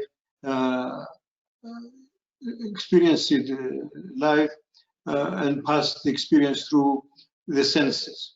Now, if you imagine for a moment your own self, you get an idea. That idea is in your own head. You have to share it with someone externally. You have to talk to somebody. It could be your family, it could be your friends, it could be your wife, husband. It has to come out of your own head and then be able to be experienced through the senses. Senses, what are the senses? 5 senses. The person and others, of course, can see, can touch, can smell, taste, hear the creation. Suppose you develop a new dish, you cook something, you smell it, you taste it, okay? You create something that can be touched, you create a piece of music, can be heard. The creation has to be felt through the senses. And when creations can be seen, it is useless to talk. It's an ancient Greek saying. When things can be seen, it's useless to talk. So what are the general observations about entrepreneurship? Studies have shown that Europe suffers from an entrepreneurship gap by comparison to the USA. The USA has long been known as the land of opportunity because it utilized entrepreneurship to its greatest extent. In Europe, it's not so. There is an entrepreneurship gap. Entrepreneurial attitudes and skills can be nurtured in young persons, starting even from school. If those of you who have contact with small children in kindergarten, preschool, you see that they play games in the school, pretending they're a policeman, pretending they're a doctor, pretending they're a cook, and this pretending creates the entrepreneurial skill into the children.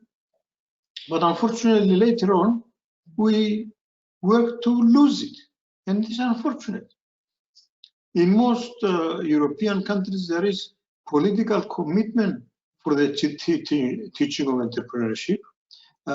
We started something like that some time ago in Cyprus, but it was killed. Believe it or not, it was killed by political parties who couldn't understand that even their own parties need entrepreneurship.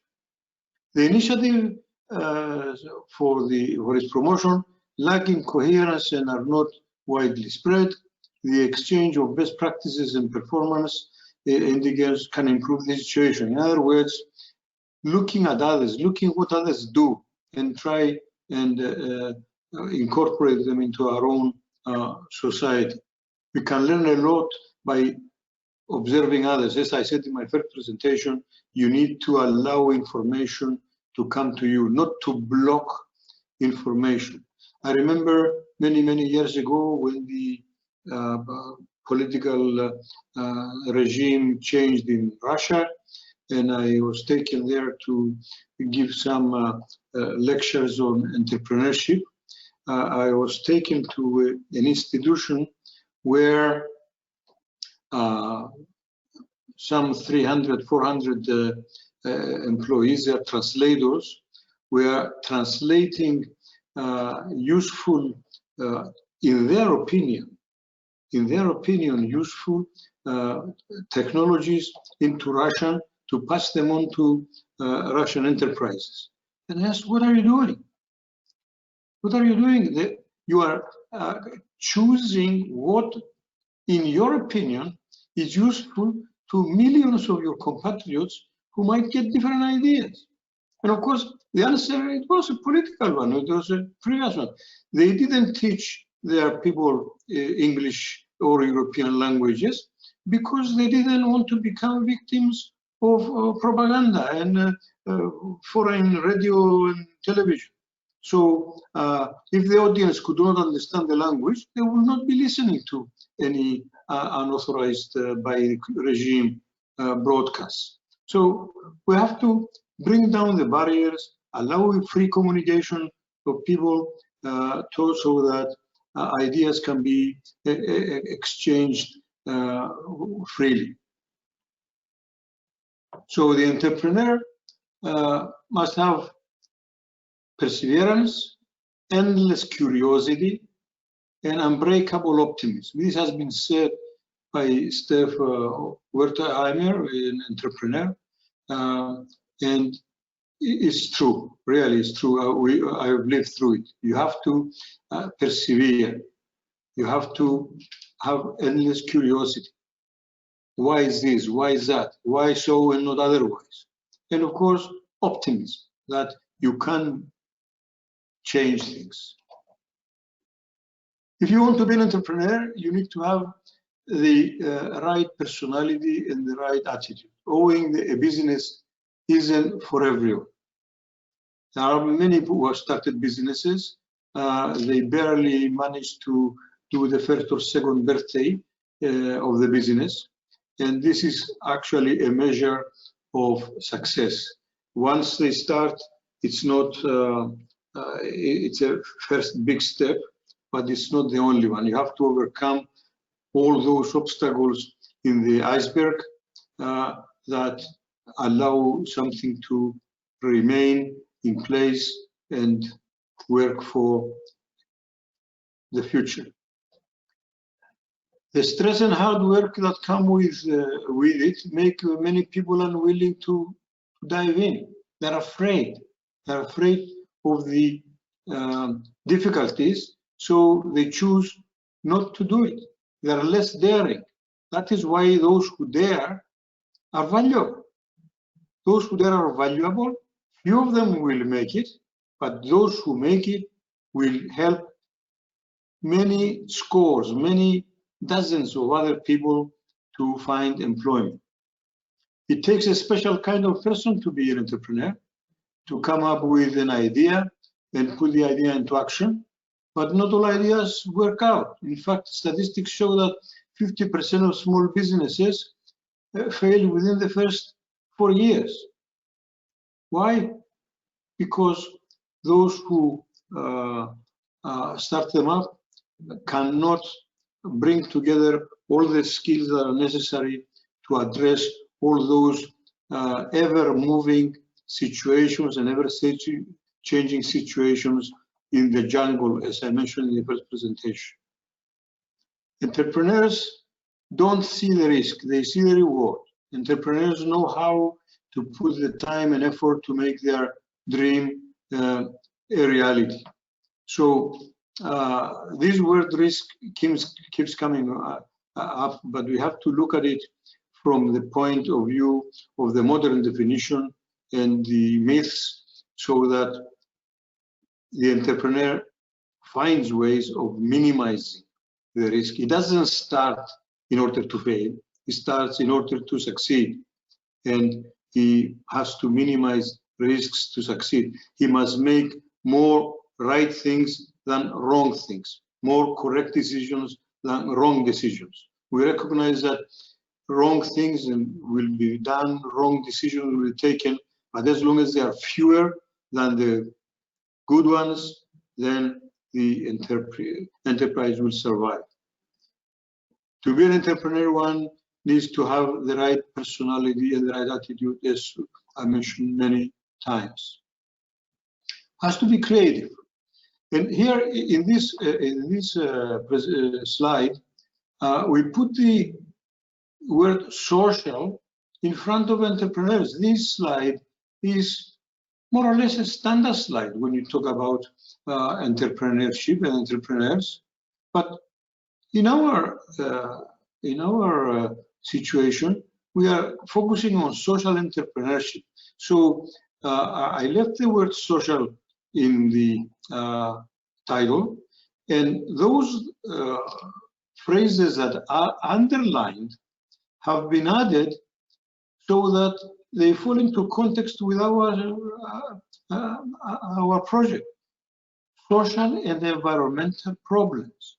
We have to apply these entrepreneurship skills and characteristics to social and environmental problems, as very well Kyriaki and Michalis have explained about social entrepreneurship. It's just that the management of the income which is being made has to be done in a very special way. And there are ways of doing it.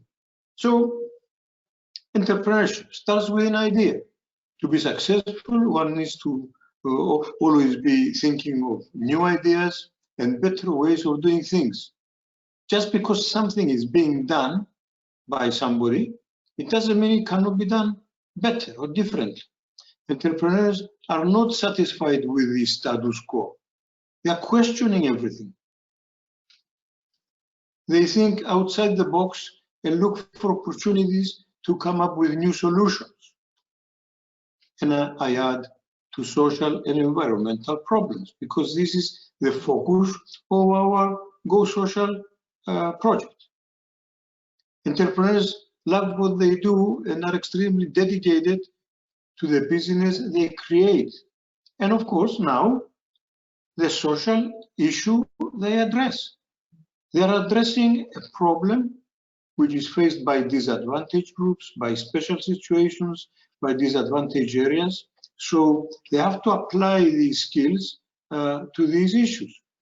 To be successful, one must be confident in oneself and one's business and be proactive with what one does and how to do it.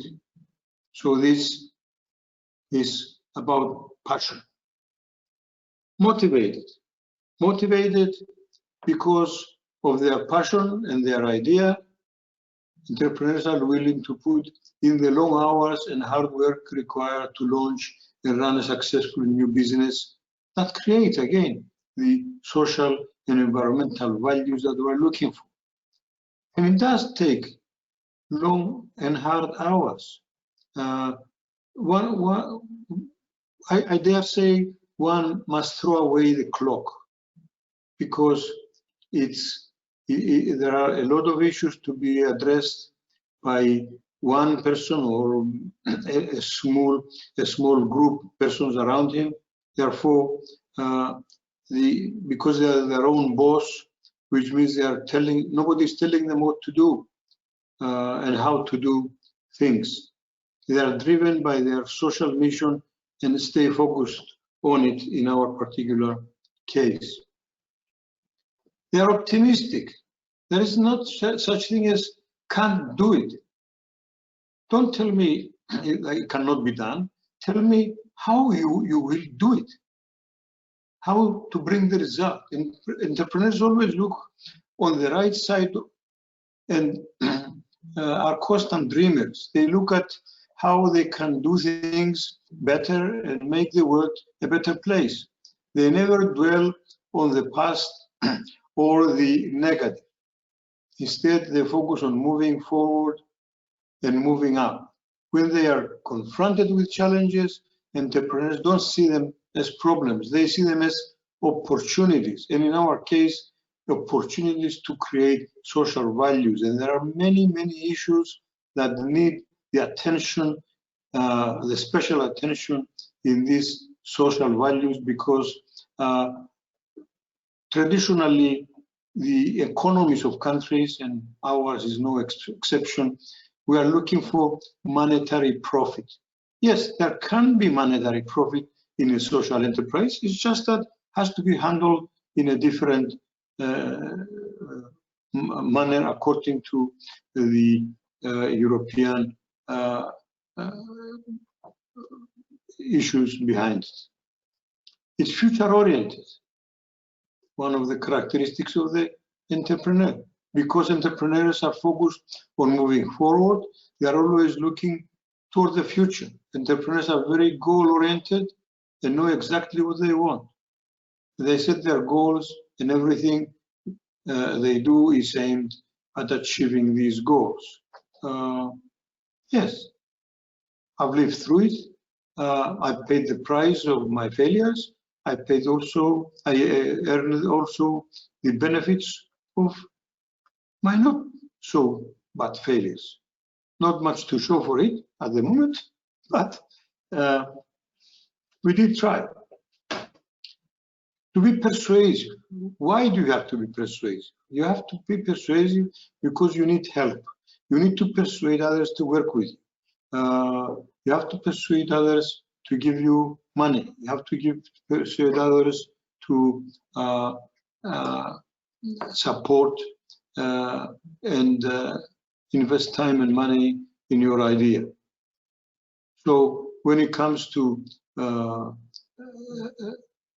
this persuasiveness, you have to transmit this notion to people who are not so familiar with the idea of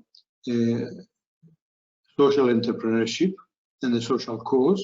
And Michalis has mentioned it, that this risk of the shift in the scope, that when people see money coming in, they think, but why don't we do this for ourselves? Well, yes, you can do it for yourself to a certain extent, but that was the idea of the Go Social.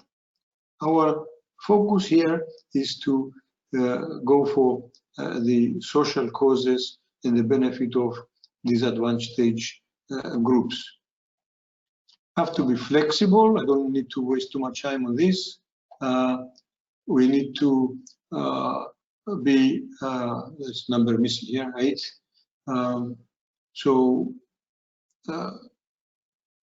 Yes, flexible. I forget the title which is missing.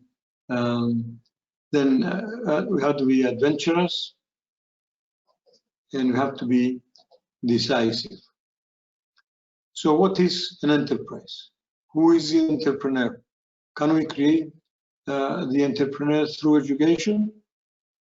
My own practical definition, as I said earlier, is a person who has the financial responsibility for her decisions and work. She enjoys the benefits and bears the damages. So we need to show interest, show thorough thinking, expression of intention, decision, and of course, implement, get things done.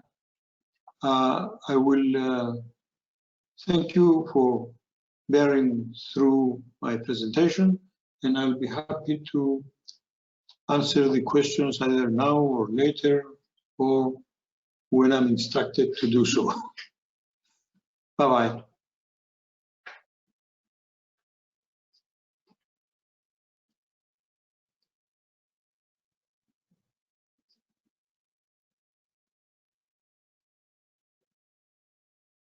Yes, thank you, Yannis.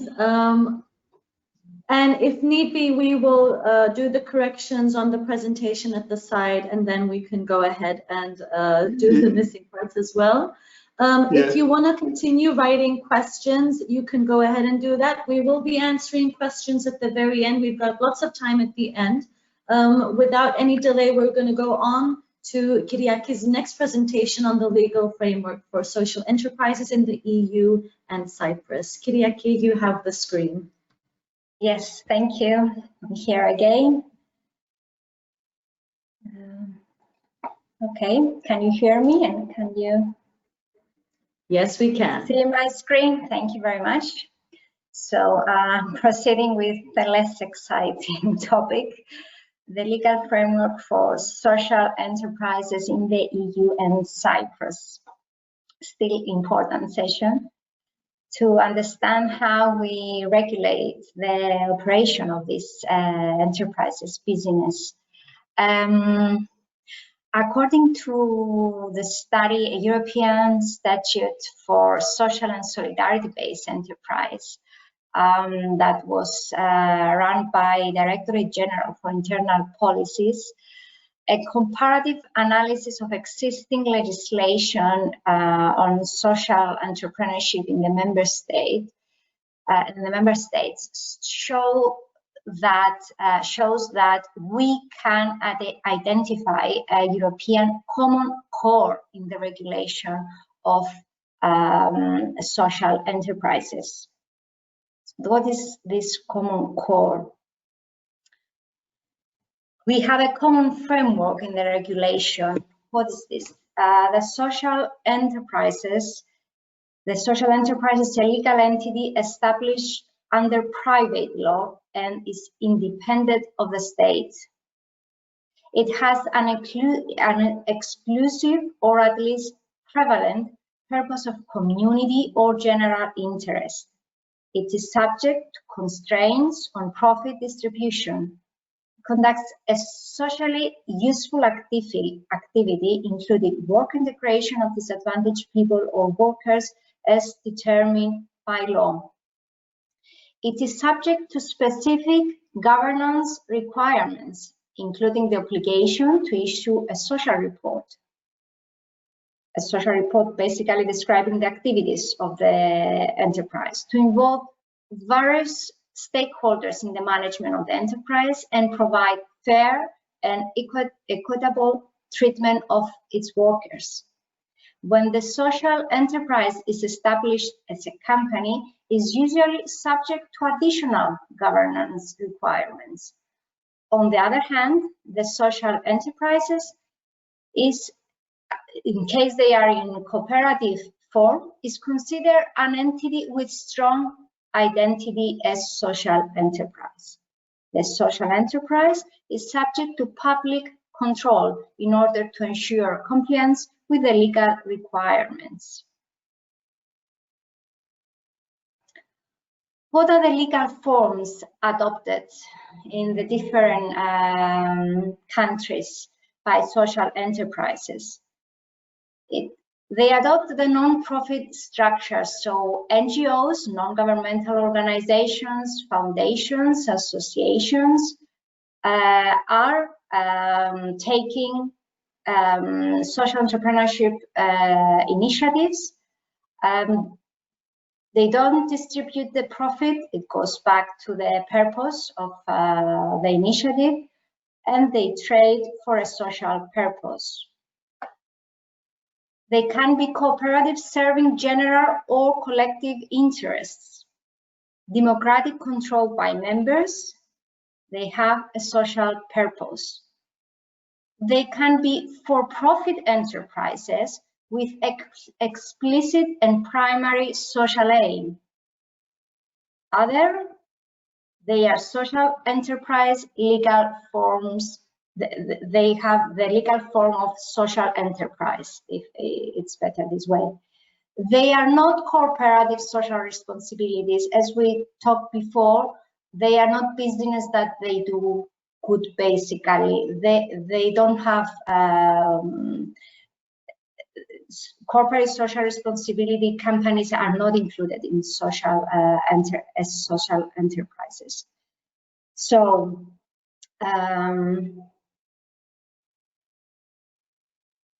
within this study, they found that 16 European countries have some form of legislation that recognizes and regulates social enterprise. We can find new forms of social enterprises by adapting or tailoring existing legal forms to include the specific features of the social enterprise. For example, in France, in Greece, in Italy, in Poland, by adapting what they have as a cooperative legal form. In other countries, we have creation of a social enterprise legal qualification or status. So different types of organizations can obtain the legal status. The status is the social enterprise, provided that they comply with predefined criteria. For example, in Belgium, in Denmark, in Slovakia. In other countries, we have creation of de facto social enterprises. So we have recognition of specific types of non-profit organizations that allow for the conduct of economic activity.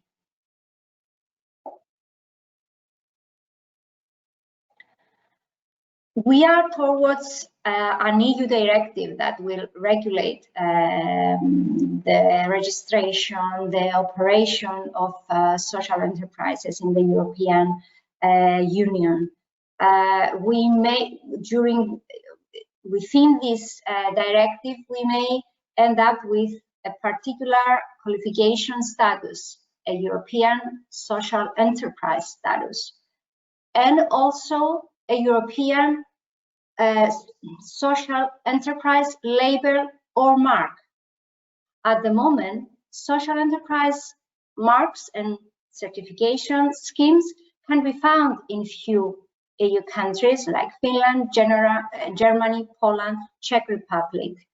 as talking now as a consumer, I think these are important steps towards the development of the social entrepreneurship sector. I would like to see a label or a mark that shows that this product or this service is doing actually good for the society, is environmental friendly, it helps with climate change, and so on. So I think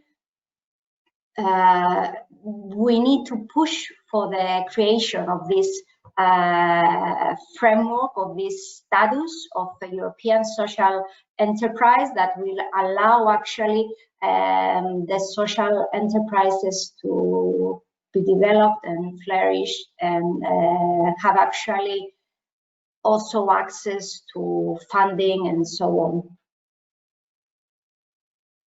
So what is happening now in Cyprus? In January 2018, Cyprus developed the action plan for the development of the social enterprise ecosystem. Involves measures, incentives for the operation, expansion of social enterprises.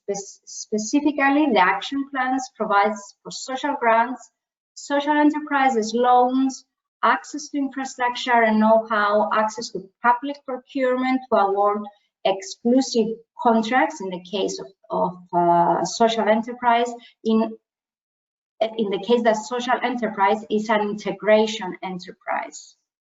Remember, the first pillar, the first area of social enterprise is work integration. At the same time, a bill was prepared for the creation of a registry for the creation and preservation of social enterprises. The bill identifies two types of social enterprises: the general scope social enterprise and the work integration social enterprise. In Europe is usually seen as WISE enterprises. So in the general scope enterprises that fall all the other areas we talked before, like the healthcare, elderly, childcare, disadvantaged areas, environment, and so on, are the general scope social enterprises.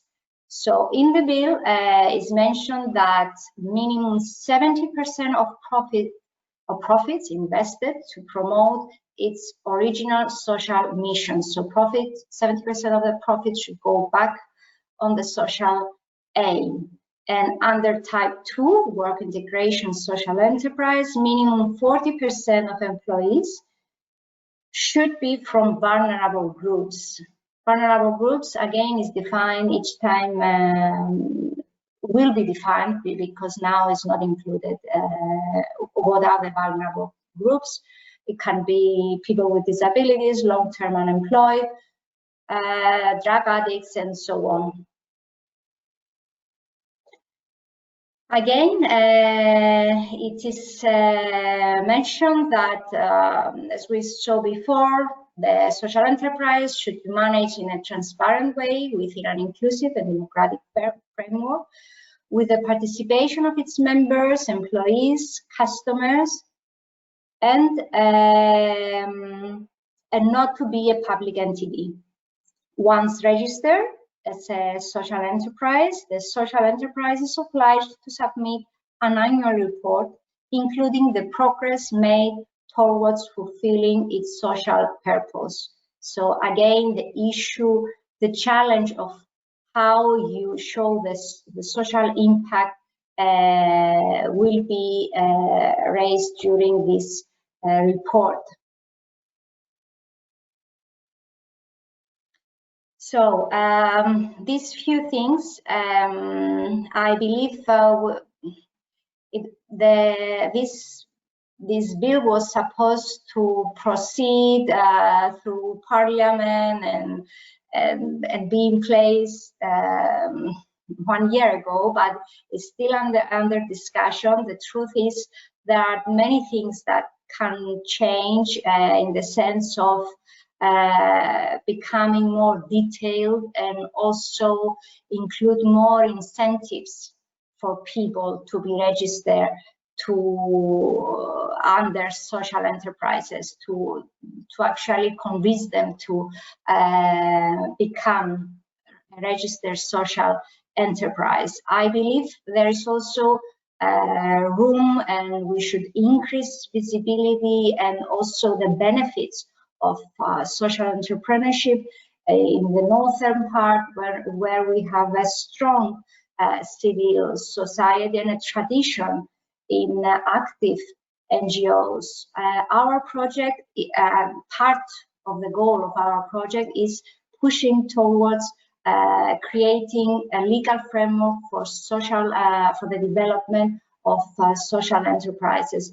In the whole island, there are organizations, NGOs, acting as social enterprises, and they fulfill the criteria we saw in the previous presentation and in this presentation, and making the legal environment friendlier, making a legal environment that is friendly to enterprise would allow them to grow. This is the end of the presentation. Thank you very much.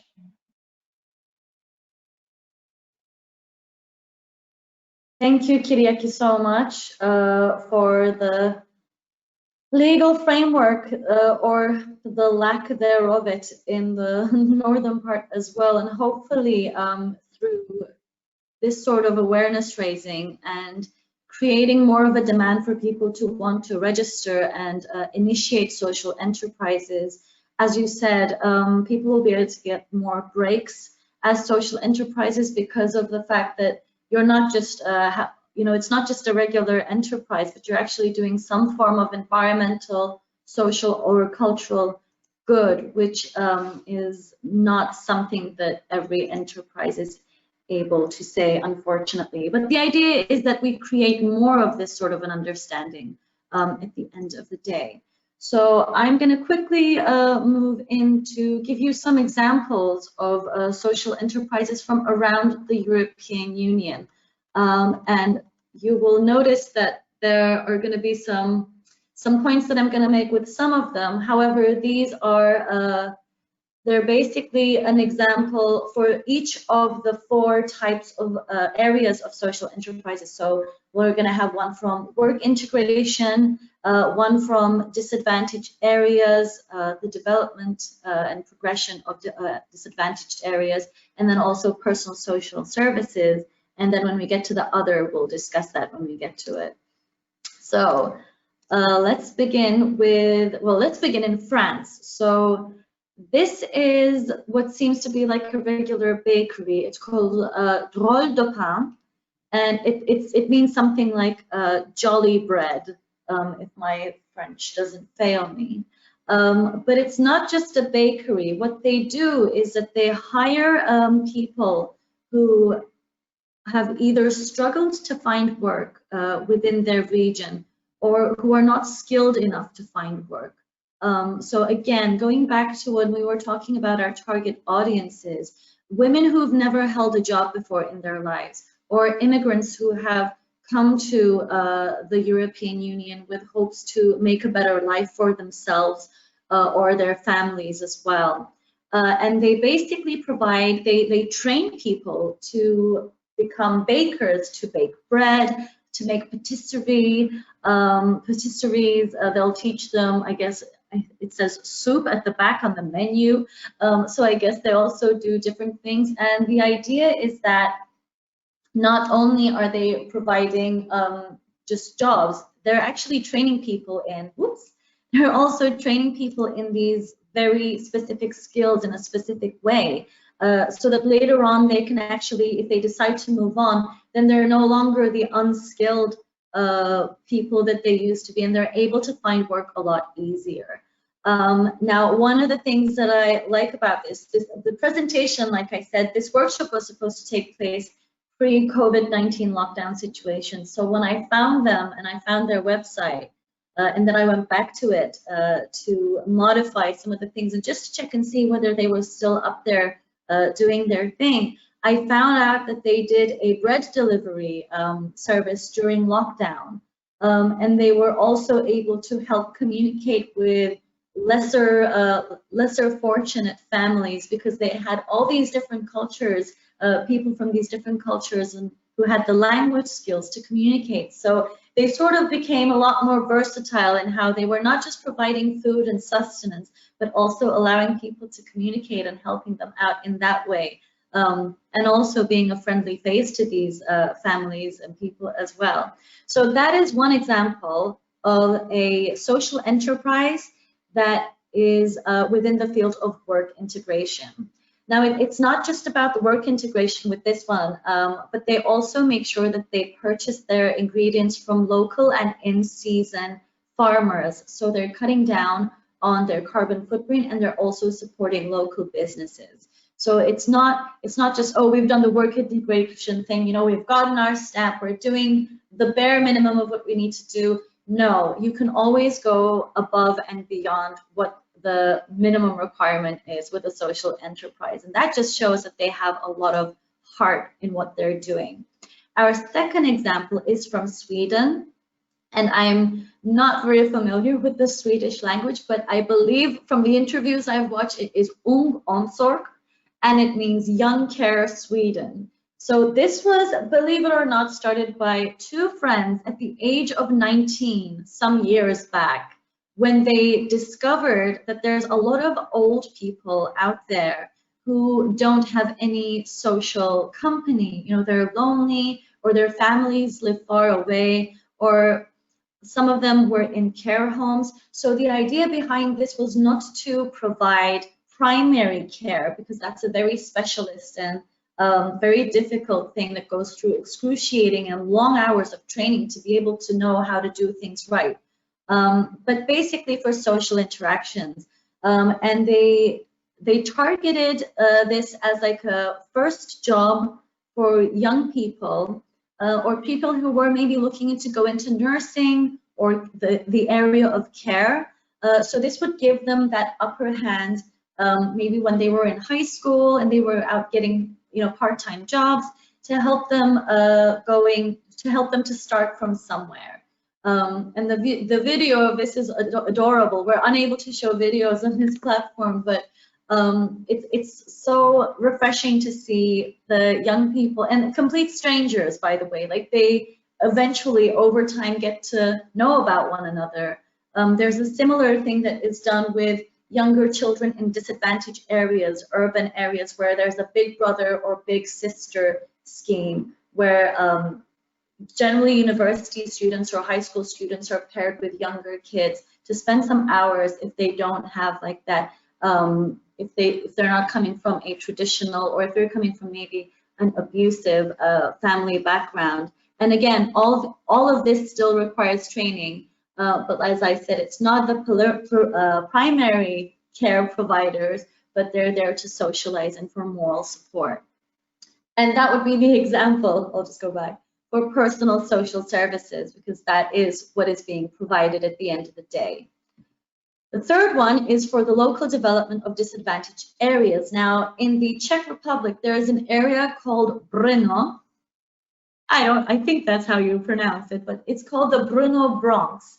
And things have changed for this social enterprise. When I went back to check up on them, they also had a bar section. So it's a recording studio called Amaro Records.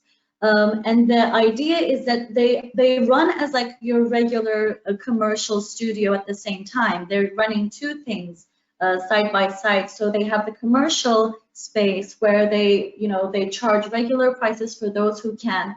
But then what they promote it as is that essentially when someone who's a commercial buyer pays to rent the space and do recording, or rent the space for a meeting or gathering, part of the profits would then go into what is required for, let's say, someone who without those means to go and record music, or to use the space for their artistic and creative purposes. So essentially what they're doing is they're taking the profit and they're putting it back so that people with who are not as financially fortunate can also explore their talents and share their talents. And what they do is that the reason why it's important that it's in the Brno Bronx area is because it's right on the cusp of where the upper society live, and what they, I mean, the Bronx in New York is sort of considered a less affluent area of New York. So it's right on the border of those two regions of the city. And what it does, it attracts people from both ends of the city to come, and it almost serves as like a hub, so that people are not only meeting these, you know, generally they come from different cultures, different countries, and they share different kinds of music. And what could happen is then they can have a fusion and a mix, and they can basically become more aware of each other's cultures and share things and maybe fuse them into one. Another thing I enjoyed about this social enterprise is that you can work there as well. So you can either work as a bartender, or you can work as you know, a sound engineer. You can even help with the cleaning. But basically what happens is the time that you dedicate can then be converted into making use of the space. So let's say you're a musician, perhaps you are an immigrant and you had to leave your house and your family behind, and you're there, but you have this amazing creative talent and you want to share it, and you want to make an album, you want to make a video. You can then convert your work hours as currency, and you can basically work your way into getting a music video or an album. So I thought that was quite a groundbreaking way of doing things. And last but not least, we've got the other section. Now, I came across two brands, and Sherifa actually pointed out the Okis coffee eyewear to me, which I thought she was joking. But apparently, this company found a way to convert discarded coffee granules. So imagine your regular coffee shop, and the granules that they get rid of is basically turned into this very hard, durable, hydrophobic, which means it repels water, so it's water resistant. It doesn't break because there's a metal skeleton on the inside of it, but you get these very stylish and yet biodegradable to a certain extent glasses, and they do regular glasses and they also do sunglasses. But the idea is that they've reduced so much plastic waste. And the idea is that, you know, they don't break, but you can get them fixed, which also, you know, Michalis talked about, people generally tend to discard things once they're broken, but these are very much sustainable in that sense because you can repair them. So I thought that was an amazing breakthrough. I've often found many glasses or sunglasses in my grandparents' house, in my house, and they're just sitting there. And I know that there was a similar social enterprise that actually took on old frames and then basically donated them to families who maybe could not afford to get glasses themselves. So, you know, there are many different things you can do, and all it takes is one simple item, and, you know, the opportunities on what you can do with that as a social enterprise is endless. The one on the left, the Due di Latte, is an Italian company in Tuscany. It's actually one woman, and back in the, I don't want to misquote anything, but I believe it was in the 1930s, someone discovered that they can use milk to make string, to make threads, natural threads. And with that string, I mean, Michalis and Yannis would be more better to explain the process of this, but from what I've read, there's something that they add into the milk, and then it turns it into this stringy form. And apparently it's really soft, it's very durable, and again, it sort of eliminates the use of polyester, which is nylon, and apparently it's really good on the skin, and it actually helps the skin, believe it or not. It could be just marketing, but I've never come across it. It's the first time I'm seeing it. One of the questions that does occur to me, though, is this can't, you know, this is not a vegan product in any way.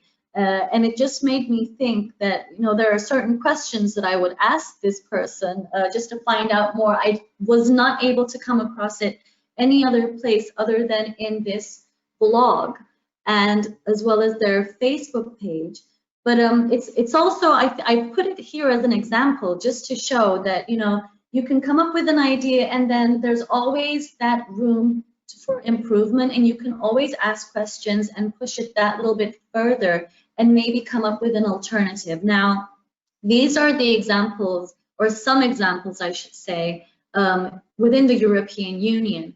But if you were to look at the wider scale, the wider geography all around the world, you can find amazing examples from the Middle East, Africa, America, all around. There are amazing social enterprises, and what is important is that what they do is they take on the resources that they have within their local context. It's not, oh, I have this idea, I'm going to make this happen, but I need to get this first from the Philippines, and I need to get this all the way from Mexico. No, the idea is that you're using and making use of your resources and the brain power and the labor that you have locally. It needs to apply to the here and now, because that is where you become the expert. And the idea is, which is why social entrepreneurship is something that is so, it's easily accommodated into any sector or any skill, any labor, and any person, because everyone has a unique set of skills and everyone has a very unique way of thinking. So the question is now, what is your unique thinking strategy? What are your skills? What makes you tick? Where is your passion? If we think back to what Yanis was talking about, you know, when are those moments where you think, oh, this is when like my brain really gets going and my adrenaline starts going and I really want to do something in this field or in that way. So what we have up again for you is the field of work for social enterprises. We've got your work integration, and I'm going to just keep this up here. And I really want you to think and to look at all of these definitions and to think which one speaks to you.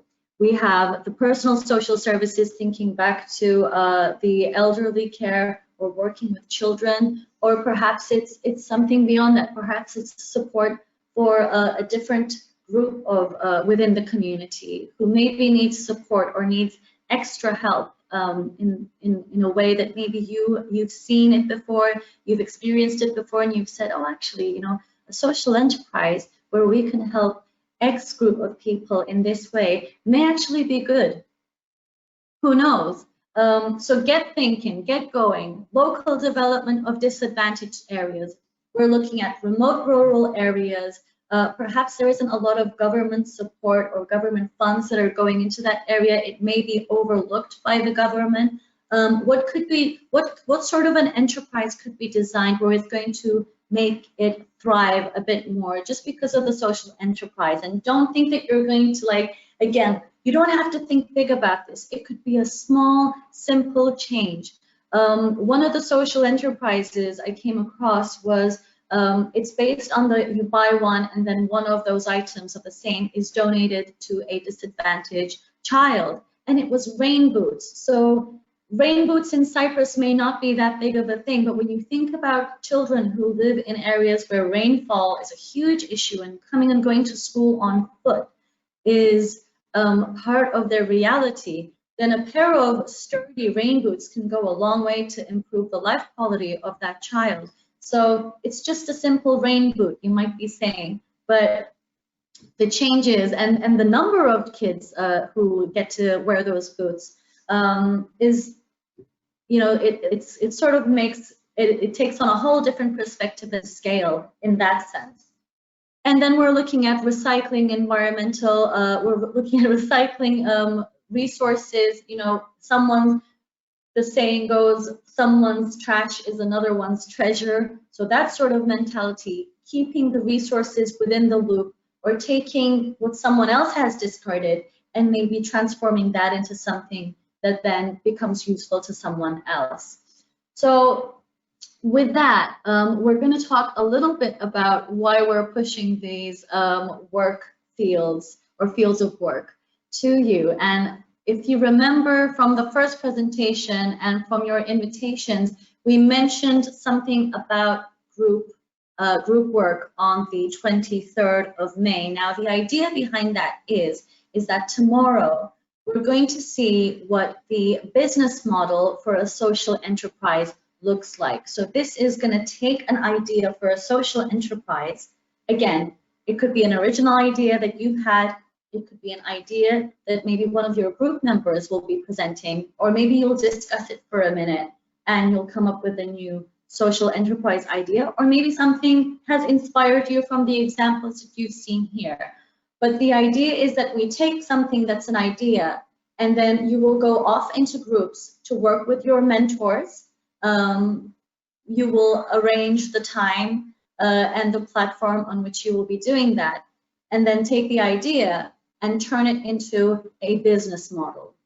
And we're going to learn more about what that business model is going to look like tomorrow. We're going to give you an example, a tried and a thriving example based on Tiganokunisi, which was mentioned today, but you will find out more about that tomorrow. So what we want to do is, keeping in mind these field of work areas, if you could write into the chat, not the chat, the question section. And oh, is my camera okay now, Dimitra? Your camera is a bit blurry all the time, but it's is it the heat maybe? Probably it's the Wi-Fi connection, but we can hear you very well, and that's okay. You don't need to see me. You can hear me very well. It is on now, though. I wouldn't want to switch it off just to confuse you again. It's okay. Switch it on and off. I'm on a roll here. I'm just looking straight into it. It's okay. But basically what we want you to do now, participants, and if anyone was sleeping now, we're going to see if they're awake. This is basically going to give you that practice. It's going to give you that practical experience of taking something from an idea into a more manageable set of tasks. It's going to get you thinking more in compartmentalized ways in what needs to be done to get a social enterprise up and going. What resources am I going to need? Who are my stakeholders? Who's my target audience? You know, what are the materials I'm going to be needing?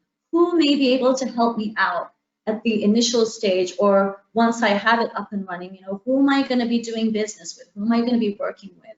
How am I getting that funding to start everything to go?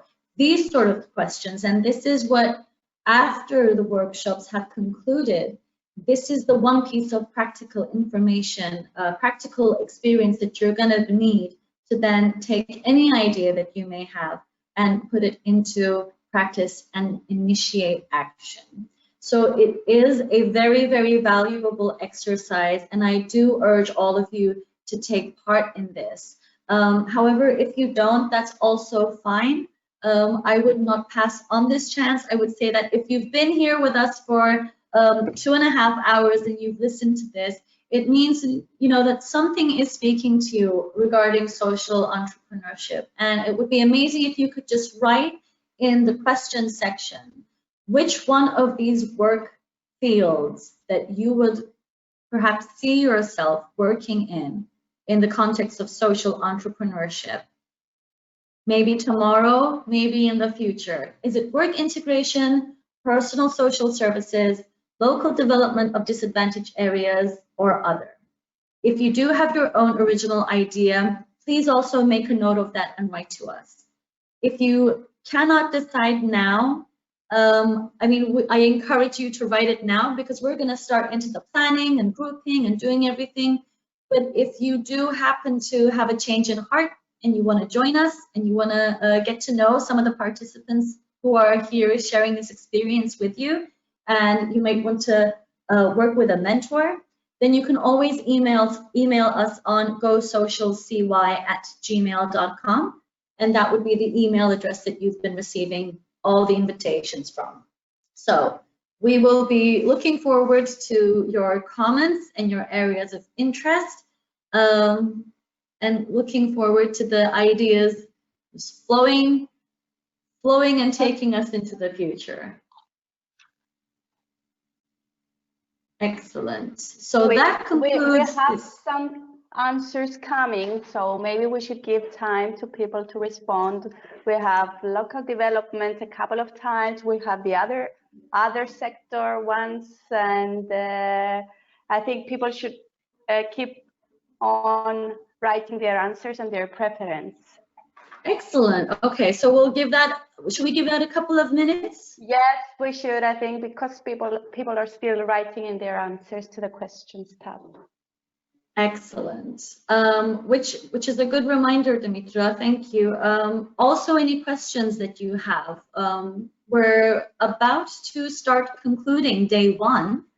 It went by so fast. Indeed. What is it? Time flies when you're having fun.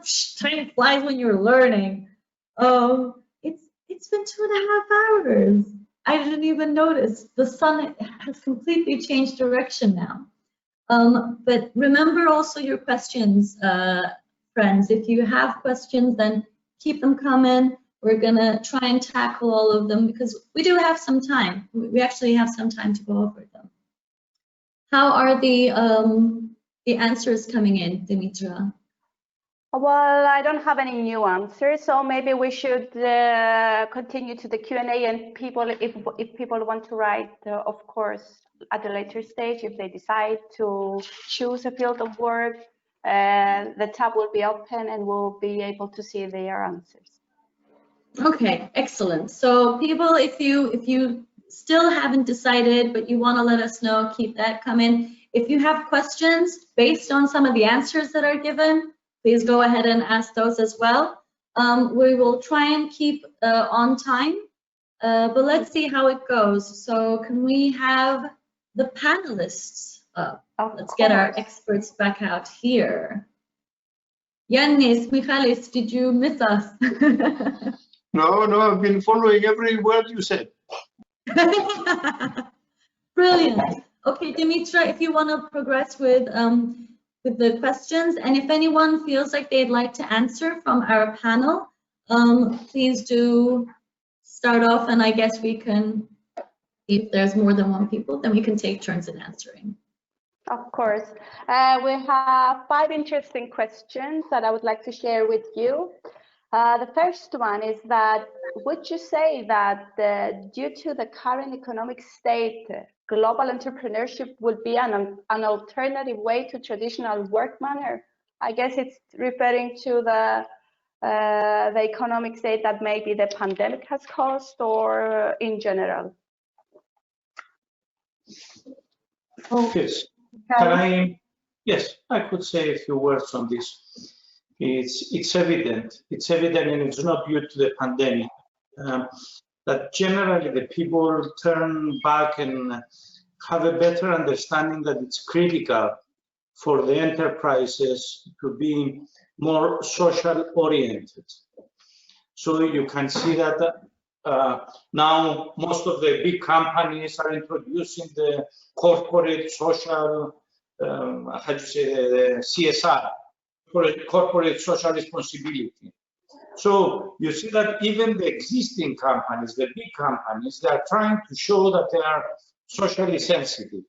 Just imagine how much more the people would react positively in a social enterprise per se. So the European Union exactly has rendered the social enterprises as the 3rd pillar of economic growth. So you are absolutely right that this is the right time to proceed with such initiatives. Well, Yannis, would you like to add anything to that? Well, it's a very easy question, but the answer is difficult. The reason is that the world has developed in a way in which the multinational companies and the large companies have created an environment where they keep key knowledge to themselves. So when they employ younger people who are being trained in a way to serve them, this is, I am confused myself with this situation, because I have been observing changes in the way we've been approaching the training and employment of people. And if you look at the curricula of universities on business studies and other studies in developed countries, they're actually training people to work for multinationals. There is no such course anywhere in training people how to work for themselves or for small companies. And this change, this situation has been, in my opinion, worsening over the years. So if you look at the quality of graduates from universities and higher education these days, they know much less than what we have learned, the old generation like myself, at the time when we are at university. I remember discussing it with Mihalis a few weeks ago, that when I graduated from chemical engineering and food engineering, I could actually sit down and design a factory. Now, if you get a graduate from the same universities, but of the present time, what can they do? They will hardly be able to change a chip on a card that comes in a piece of machinery. It can be diagnosed from thousands of miles away.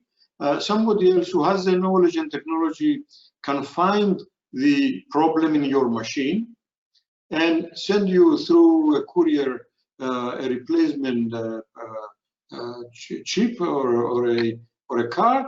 And all you have to do is unscrew the old one, put in the new one, and that's it. Is that engineering? Is that creativity? So somehow, I repeat, I am confused with this issue, and it could take quite a long to discuss it with our friends on both sides of the community in Cyprus, because we are actually victims. We are victims of the fact that we have been lagging in following what the others were actually cooking up for us. We found ourselves now in a trap, and we are talking about social entrepreneurship, things like that. But at what level? At what level? Cookery and embroidery and fixing furniture? Is that the technology we are capable of? We are capable of far more. But somehow I don't know, we are not prepared to go for it. I don't know if I've confused the issue more, but these are personal feelings, strong feelings, that do not allow me to take a clear position on the question. The question is quite valid. What is the answer?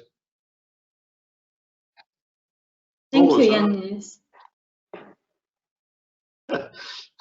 I can see you perplexed. We had this discussion with Yannis before, and he's right. Actually, we were comparing our notes, and we saw exactly that. That Yannis, when he came back, he went and he actually designed a new factory. When I came back, I couldn't do that. And when the new chemical engineers came to Cyprus a few years ago, and we were discussing this, they wouldn't even think of designing a new. So this is what Yannis is saying. Actually, we can take it to the question raised, is that we have to, it's something that we have to try and create our own enterprises. And this is very important for Cyprus as a country, as a free place for people to do things. So Yannis is saying that instead of just sitting around in a queue for the multinational companies to choose us and actually to brainwash up to a point that you only can do this and this and this. Okay, you can do your own social enterprise in a way that you are envisaging things that it has a very important impact in the society, and that you get your salary without having to step on others. I remember, Jan, many years ago when we started the scheme on industrial incubators. I was professing that there is no definition for high technology. There is no such thing as high and tall and fat and thin technology. If you take an air gun to an Amazon Indian who is blowing a dart from his little blowpipe, to him the air gun is high technology. But if you take an air gun to anybody in US, to us, we say, what is this? What is this? So if we want to show initiative, we have to look at things which, as you said to yourself, are around us, raw materials that are around us. For example, one thing that we discussed many times with Mihalis and other friends. You know chewing gum, pizza paphytic chewing gum, right? It doesn't exist as a registered product in the form of the traditional chewing gums, that have the form of a pill, which you can store them. You can store them without melting, without sticking in your hands. This product has not been developed. Somebody can develop this and make a lot of money. You can have the whole society chewing natural chewing gum, okay, without preservatives, without nothing, and without a lot of bad haircuts. Yeah, actually, you need to think. Yannis has all his teeth because for many years he is chewing this chewing gum. I mean, I want to make a research over you, Yanni. By doctor's order. A doctor told me, try and keep your head muscles strong. Okay. And you make a good point, Yannis. I'm sure we could, like, we've only asked one question up until now. I'm sure we can talk for hours on end, but we have 4 more questions to go through. Okay, and we'll get to the next question. Dimitra? Sure. Yes. Sure. So the next question is, how do you think the pandemic has affected social enterprises in Cyprus? And what can social enterprises do in the future to be sustainable during a pandemic this size? Yannis, do you want me to say a few things? Yes? Please, because I don't have any ideas. No. Because I experienced this due to the pandemic. And actually, we are facing the need for social enterprises, because in those pandemics, generally you strike the society, you create forces to the society, and this is something that makes the gaps and the problems of the society more obvious to the people. So I will give you an example.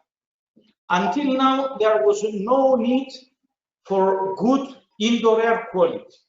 Okay, just give me one moment just to minimize the, okay. Now we don't hear double the, so, and so we faced the thing that during the pandemic, the indoor air quality was, we found out that was very low in all the premises of South Cyprus that we have researched. So we saw that we could have a social enterprise or an enterprise, depends from what we want, to go around, check, make a risk analysis of each indoor air environment, and create sensors, or put sensors so to monitor and remotely diagnose the problems when we have the problems on the air, indoor air quality, when we have such problems like the one with the virus. So if I may say that since the virus created those, made the gaps obvious to the society, each one of those obvious gaps is a niche market, an opportunity for social enterprises. I couldn't go to see my mother. She's 91 years old. Okay, can I make a product that would actually answer to this problem? I mean, she was calling me and I only had one telephone call to give to SMS. And if I had gone with this one SMS, I couldn't go second time because she fell. Okay, so those problems that were created. So I didn't want to go to the market. My mother couldn't go to the market. So I needed somebody to go shop for me and bring it home. This is a niche market. This is a new product. So it would be better to be a social enterprise-oriented project. We also saw that one of the big things that I saw is that now, because they couldn't sell in the markets, the producers of the grapes, of the fruits, generally, okay, I'm just eating a mespilo. So because they couldn't bring them in the open markets, they didn't know what to do with them. They were independent producers that they don't want to sell to the supermarkets, and they sell through the open markets. I went to them and I told them, for God's sake, why don't you give them to the supermarket? And they told me, how much did you pay for this mespilo? I told them I paid €3 per kilo. Wow, they said, I'm selling to them with 40 cents. So the producer takes 40 cents, the supermarket takes €3. And this is the situation. And they said, can you find us a way to take this mespilo with, how do you call it in Turkish? Aycan, it's. I can't see it. Yeni Dünya. Yeni Dünya. Okay. In English, that would be a loquat. Okay, but it's a big one. Okay, it's a very big one. Nevertheless, I'm just saying that if we could find a way to bring the product from the producer with a car to the consumer, bypassing the supermarkets, we could make a huge social impact. We did this. It's called Green Cluster, and it's working. So we need to open it up to all the island. So you see how many, until now it wasn't necessity. It wasn't a necessity. However, now with this coronavirus, it became a necessity because there is no other way for the producers to sell in the right price. Not only that, Michalis, but I think it's also good to have, it would have been good to have people to have more points of distribution of goods rather than everyone going into one enclosed area to do that. So smaller, more local, but evidently more effective in a pandemic. Yanis, would you like to add anything to this question before we move on to the next one? Not really. The only thing I can say is that it creates another opportunity for people to learn how to drive delivery bikes. Absolutely, a lot of delivery opportunities came up, and especially online delivery as well. And no one even imagined that the technology of that existed to this extent in the north as well. And they were like, "Wow, people were delivering everything all of a sudden. Why do we have so many cars per family?" I like also, Michalis, how you're just giving out the ideas out there for free. So if there's anyone out there who hasn't yet shown interest in wanting to join the business model canvas devising and brainstorming session, my God, Michalis and Yanis have ideas out there for you. also to bear in mind that even if you're not necessarily coming up with an idea yourself, it would be, I think, much appreciated if you were there to also give your own unique perspective. I know some of you were maybe, you're joining in from different parts of the island. You may be, some of my friends were living alone, like they weren't with family. I, for example, had to move back in with my family because they were both of my parents were high risk, and my grandmother was also 94, Mihalis, so I was the only point of contact with the outside world. But my other grandmother was stuck in the village on her own. So a lot of you have had this very unique lockdown experience. It may be given your age, your status, your family relationships, or your where you were located on the island. Maybe you were in a more rural area. You can contribute with this experience as well. So don't just think it as, oh, it's a business model experience, but you are unaware of the contribution you can give to an idea if you don't join in. So feel free to continue writing if you would like to join in. And maybe we should have a new category as well. Maybe we could say COVID-19 lockdown, or crisis, the crisis category. Like what brilliant ideas could you come up with for a crisis? It's not over yet, people. We're still going through it. So it's good to maybe keep this as an example as well. Dimitra, could we have our next question? We've got 4 minutes left. We'll see how many we can go through in that time. Yes, I have 2 more interesting questions. Maybe we have time to do that. I have one long one, but maybe we should answer that at a later stage in writing. So here's the next question. Can an existing enterprise switch to social? Wow. Yeah. Yes. Yes. Short and sweet. Actually, eventually, I could take our company has the more the society is pushing towards the CSR, corporate social responsibility, the more many startups or many new companies would think of going towards this end. So I believe that the moment that we will have the law of European Union set up to be in favor of social enterprises, we will see many marginal companies that they have marginal profit, to find a way to boost their products and their efforts through the social enterprise scheme. So I believe that eventually, yes, many companies, especially in Cyprus and in countries like the ones that Yannis showed, that they were not multinational, but family companies or small companies, or because Yannis said in Greece it was 45% of the population has its own company, okay? So those people would be very easy to divert their effort, or the one that the carpenters did, they kept their own company running, and they have made a spin-off which is social enterprise. So startup or spin-off, it's very easy to be done through the current companies. But if you have a marginal profit company, it would be very easy to go through this this approach. Yes, Yannis. I don't have anything to add. Actually, you're right. Yes, they can, provided there is a right legal framework. Excellent. Okay. So hopefully we can then push more enterprises to do a spin-off into social entrepreneurship, given that they have the means and the legal framework.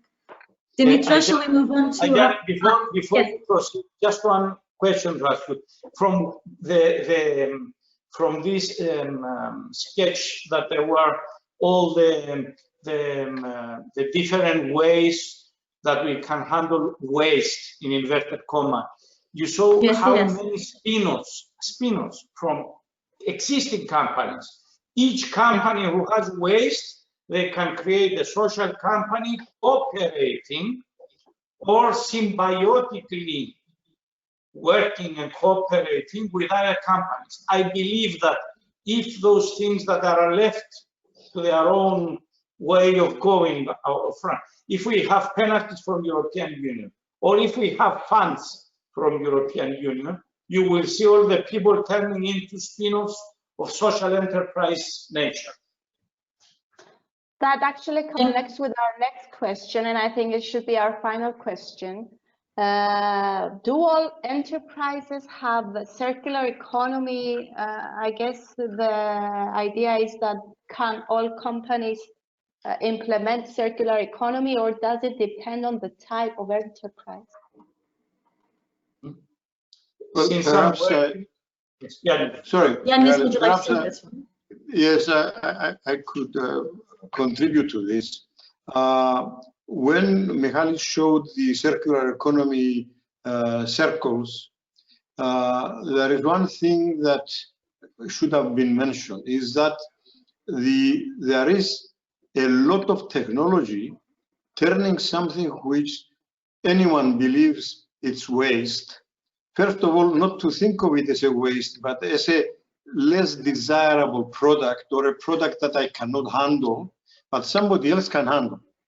The other thing that should have been said is that in many situations, we have problems, waste problems, that are presenting themselves in units of hundreds and thousands of tons. We cannot suggest solutions which talk about grams and kilograms. Yes, they are desirable to develop the idea, but then they need mass application to make an impact. And this takes time. There is a lot of opportunity in handling waste, but we have to understand why and where it is created. I mean, why are clothes wasted? They are wasted mostly because we change our idea about fashion. We want to wear new things every year. We change the color without reason. We change the size and the length of the skirt from mini to maxi without any actual practical reason. And that creates... There are many practical reasons. Yes, for you there are practical reasons. Anyway, I don't want to monopolize. We can discuss this again. It's a big subject. Why is waste created in the first place? So I'll leave it to Michalis to add on his own contribution. Yes, just one something to add on Yannis' issue and not on the skirt issue. The Green Deal, please. It's very important for all the people that are listening to us to have a look at the last effort of European Union that is called the Green Deal. The Green Deal brings all the environmental acquis of European Union under one roof, one perspective, one plan, one framework. So for the first time, they brought everything, from changes in the climate change to whatever you can imagine, and they put them in one understandable and very structured way of thinking, and it's called Green Deal. Now, the main pillar of Green Deal is the circular economy. So all the new laws, all the new funding, all the new efforts of European Union will be to create a circular market in such a way that even they are trying for the zero waste. This is a huge issue. We may finalize, we may come there in 30 years, in 20 years. However, the target is already being set. And this is the important issue that we should take into consideration. And I must admit that the people that will deal with the Green Deal and the circular economy and all this will be the first to pave the road. Okay, so yes, it will be hard for the first to pave the road. However, I'm sure that they will be the first to get the benefits of this new effort. So we know for sure, and we are actually drafting, our company is drafting the national scheme for circular economy for South Cyprus. So I'm telling you that it's obligation. So in 2 years max, all the legislation, all the funding processes, everything will be set in order to push towards the social enterprises and the circular economy, which is very relevant and interconnected. And I guess that also means that there's going to be a lot of support that's also going to be coming in for the starting up of social enterprises, one of which, but not restricted to, would be startup seed funds that are going to be popping up. So I think if you stick around on the 23rd and tomorrow as well as the 27th, and you get that practical experience of going through the idea to, let's say, business plan or business model of a social enterprise, you would have already had an upper hand in that. And if not for yourself, then you may have had that, you may be holding on to that knowledge for someone else to benefit someone else. So please do let us know if you wish to join us for the business model, if you want that practical experience to discuss things. And if anything, it's a bit of socializing with people who you're sharing this interest of a new way of doing entrepreneurship, a new way of doing business. If anything that we've experienced is that, if anything that we've learned during this lockdown is that the way things are going and the majority of the way businesses are running, it's not making us go in the right direction, be it with the pollution. And I'm sure everyone or most of the people here has clicked onto that YouTube video of zero waste. I've gone zero waste for a month. This is how I make my zero waste toothpaste. I'm sure someone's come across that video. And if you have, then this is the way of knowing how to go about and doing that, and doing it in a way that's going to be sustainable. So before we say goodbye, before you make the rounding, the last phase, please allow me to tell something to our attendants. At this moment, European Union will not accept any proposal for funding. The banks will accept no proposal for funding. The same goes for all the people that are dealing with those issues if you don't have a business plan. So it's not the idea. If you cannot put the idea into perspective in order for them to understand if it has a chance of surviving, and this is the business plan, then you have no chance, not even think of the idea. Don't even think of the idea if you are not able to make a structured business plan that it's very specific, and it's something that the all world from here to Casablanca will understand. It's a typical thing that you need it for everything. And I like how we've come all the way back to what Yannis said at the very beginning of, you know, ideas galore. A lot of people complain about there not being any funding. But if you do have a good, solid plan and a good idea and it's well thought out, then you will always find people to support you in that. And it doesn't have to be the bank and it doesn't have to be governments if it's good enough to get there. So please let us help you in that process of showing you how it could get to that point. So I am going to start wrapping up. We're 8 minutes over time, but I guess we managed to answer most of the questions. Is there anything that you would like to add to the concluding remarks before I go ahead and give a last-minute task to people? Thank you, Jen. Okay. You're doing fine. You are doing fine. Thank you. You're all doing great. And you're doing great, participants. We've got 26 people still with us, so I call that a success any day, especially online. So the last thing we would want for you to do is you've just spent about 3 hours listening to us talking about social entrepreneurship. Could you please, within 30 seconds, just write one word that you can think about when it comes to, that comes to your mind when we say social entrepreneurship? It could be an emotion, it could be one of the elements or the characteristics that we mentioned, it could be one of the challenges of a social entrepreneur. Whatever it is, you have let's make this interesting. I give you 10 seconds to write the first thing that comes to your mind about social entrepreneurship into the questions text box on the side. The idea is that we're going to take these words and then create a word cloud out of them. And then we will get to share that with you, and you will have a part of you'll have your contribution in a word cloud, and it's going to be on Facebook and our website, and we'll share it, and you would have been contributing to that. So let's get those words coming in. What comes to mind when we say social entrepreneurship?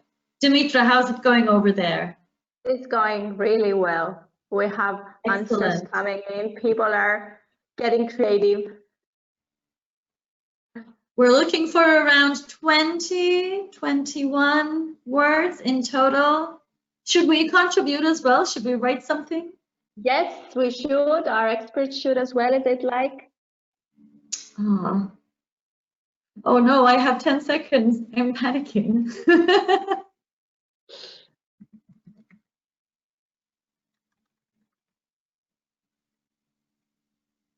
Okay, it seems that we have a lot of answers, but if I have around 10, 12 answers, there's room for more. There's always room for more people, and in my enthusiasm, I broke the I think I broke the S key of my keyboard. Oh no. But I will repair it, Michalis. I promise I will not go out and buy a new. I mean, my headphones are falling apart and I refuse to get rid of them, even though it makes some people very unhappy to see my headphones in this in this situation. Are we doing good for words? As you're still coming up with words, I'm just going to say that Dimitra will either give the instructions on how to sign into Hearts to Freedom. Oh, isn't that a good one? You could have written it down into the chat, but I guess now everyone gets to see. And it's recorded. We have it on recording. Hopefully that's going to make it into a very good video one day, live footage. So before we finish up with the word cloud, I was just saying that for tomorrow's workshop, Dimitra is going to enlighten us on how you'll be able to gain access to this platform again. Dimitra, do you have any updates on that front? Yes, of course. You can either use the link we've shared with you today, but you're going to get 1 hour prior to the workshop, you're going to get an email reminding you that we have the second day of our workshop, on which we're really excited about. And we hope to see you again tomorrow. Use the same link or use a new link that it will be sent to you from the system itself. And a little trick that I do to guarantee that I'm on time is to set an alarm on my phone 5 minutes prior or 3 minutes prior. I just give myself a little room for anything that could go wrong. Set an alarm on your phone and make sure you're with us at 3 o'clock so we don't have to keep you for an extra 15 minutes. So do we have all the words in, Dimitra? Yes, we do. We have a lot of words where we'll be really happy to share with you our word cloud tomorrow. Excellent. So I thank all of the panelists for being with us today and for their wonderful presentations. I was about to say fanalists, but I guess I am a big fan of the panelists. So there we go, slip of the tongue. And I thank all the participants for being with us here today. Until tomorrow, rest well, take care, and let's get those ideas mulling for later. Take care, everyone, and we'll see you tomorrow. Goodbye. Goodbye. Goodbye. Thank you, everybody. Thank you.